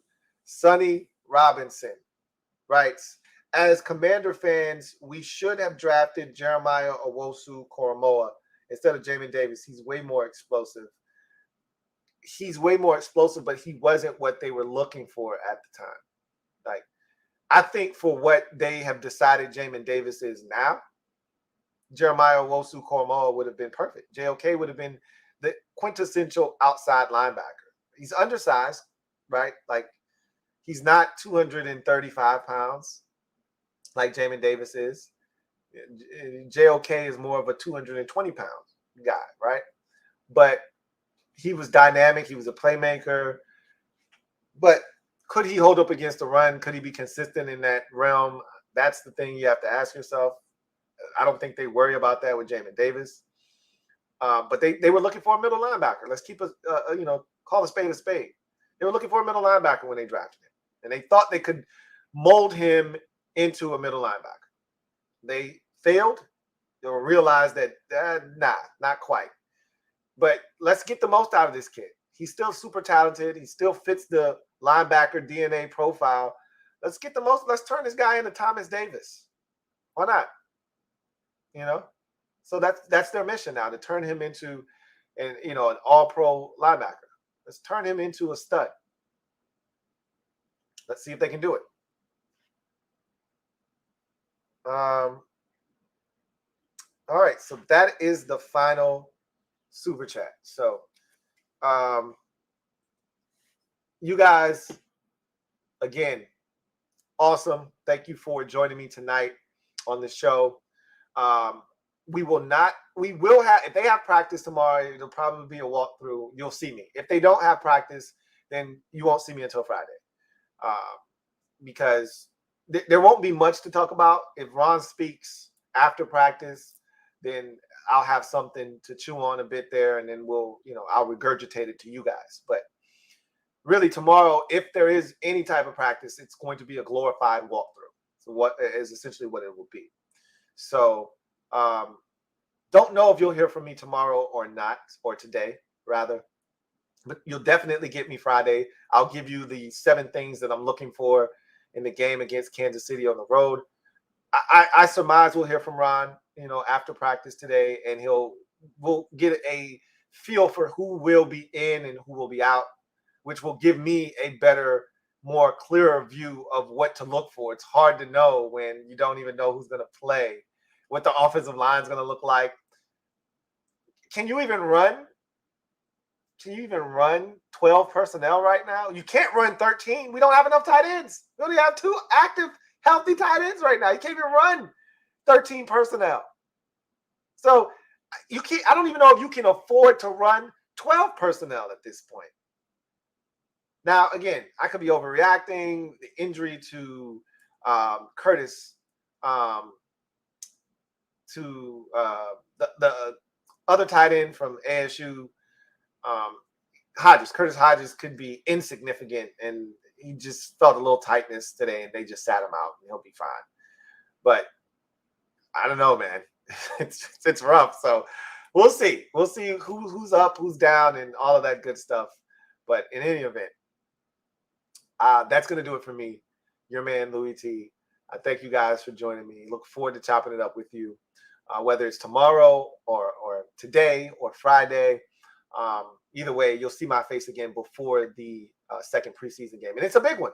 You know, I think I may have to temper my expectations a bit with all the injuries. I mean, there's only so much Scott Turner and company can do with what they've been dealt. But I'm still going to have high expectations, especially for the defense, even though I know they're going up against Patrick Mahomes and that group. And they looked so sharp against the Bears last week. I'm still going to have high expectations going into the game. I want to see, because this is the last time we'll see the starters in the preseason. This is the last time we'll see them until September 11th, week 1 against Jacksonville. So I need to see something. The last image of them in the preseason needs to be a good one. Obviously, the biggest thing is you want to come out healthy, but we'll talk more about that on Friday for sure. Anyway, I am a Washington fan, etched in burgundy and gold. My Washington spirit will never die. Washington spirit will never fold. Until we meet again, post up, take command. Got another super chat here. This one is from Mr. HTTR. Thank you for the super chat, Mr. HTTR. Greatly appreciate you. Who writes, Payne's comments, command coverage August 17th at the 26-minute mark. You know what's crazy is I paused mine. I'm going to tell you, I was watching that show and, you know, Daddy Duties called, but I stopped at the 15-minute, 31-second mark. So I would have run into that comment had I just kept going, but it's still on pause right now. But now that you guys have told me where I can find it, I will definitely seek that out, because I don't know if I would have picked up and finished the rest of that episode. I might have just said, oh, okay, cool, and kept it pushing. Now I'm going to go and seek that out at the 26-minute mark to find those Deron Payne comments. So I appreciate you guys. This is why you guys are the best.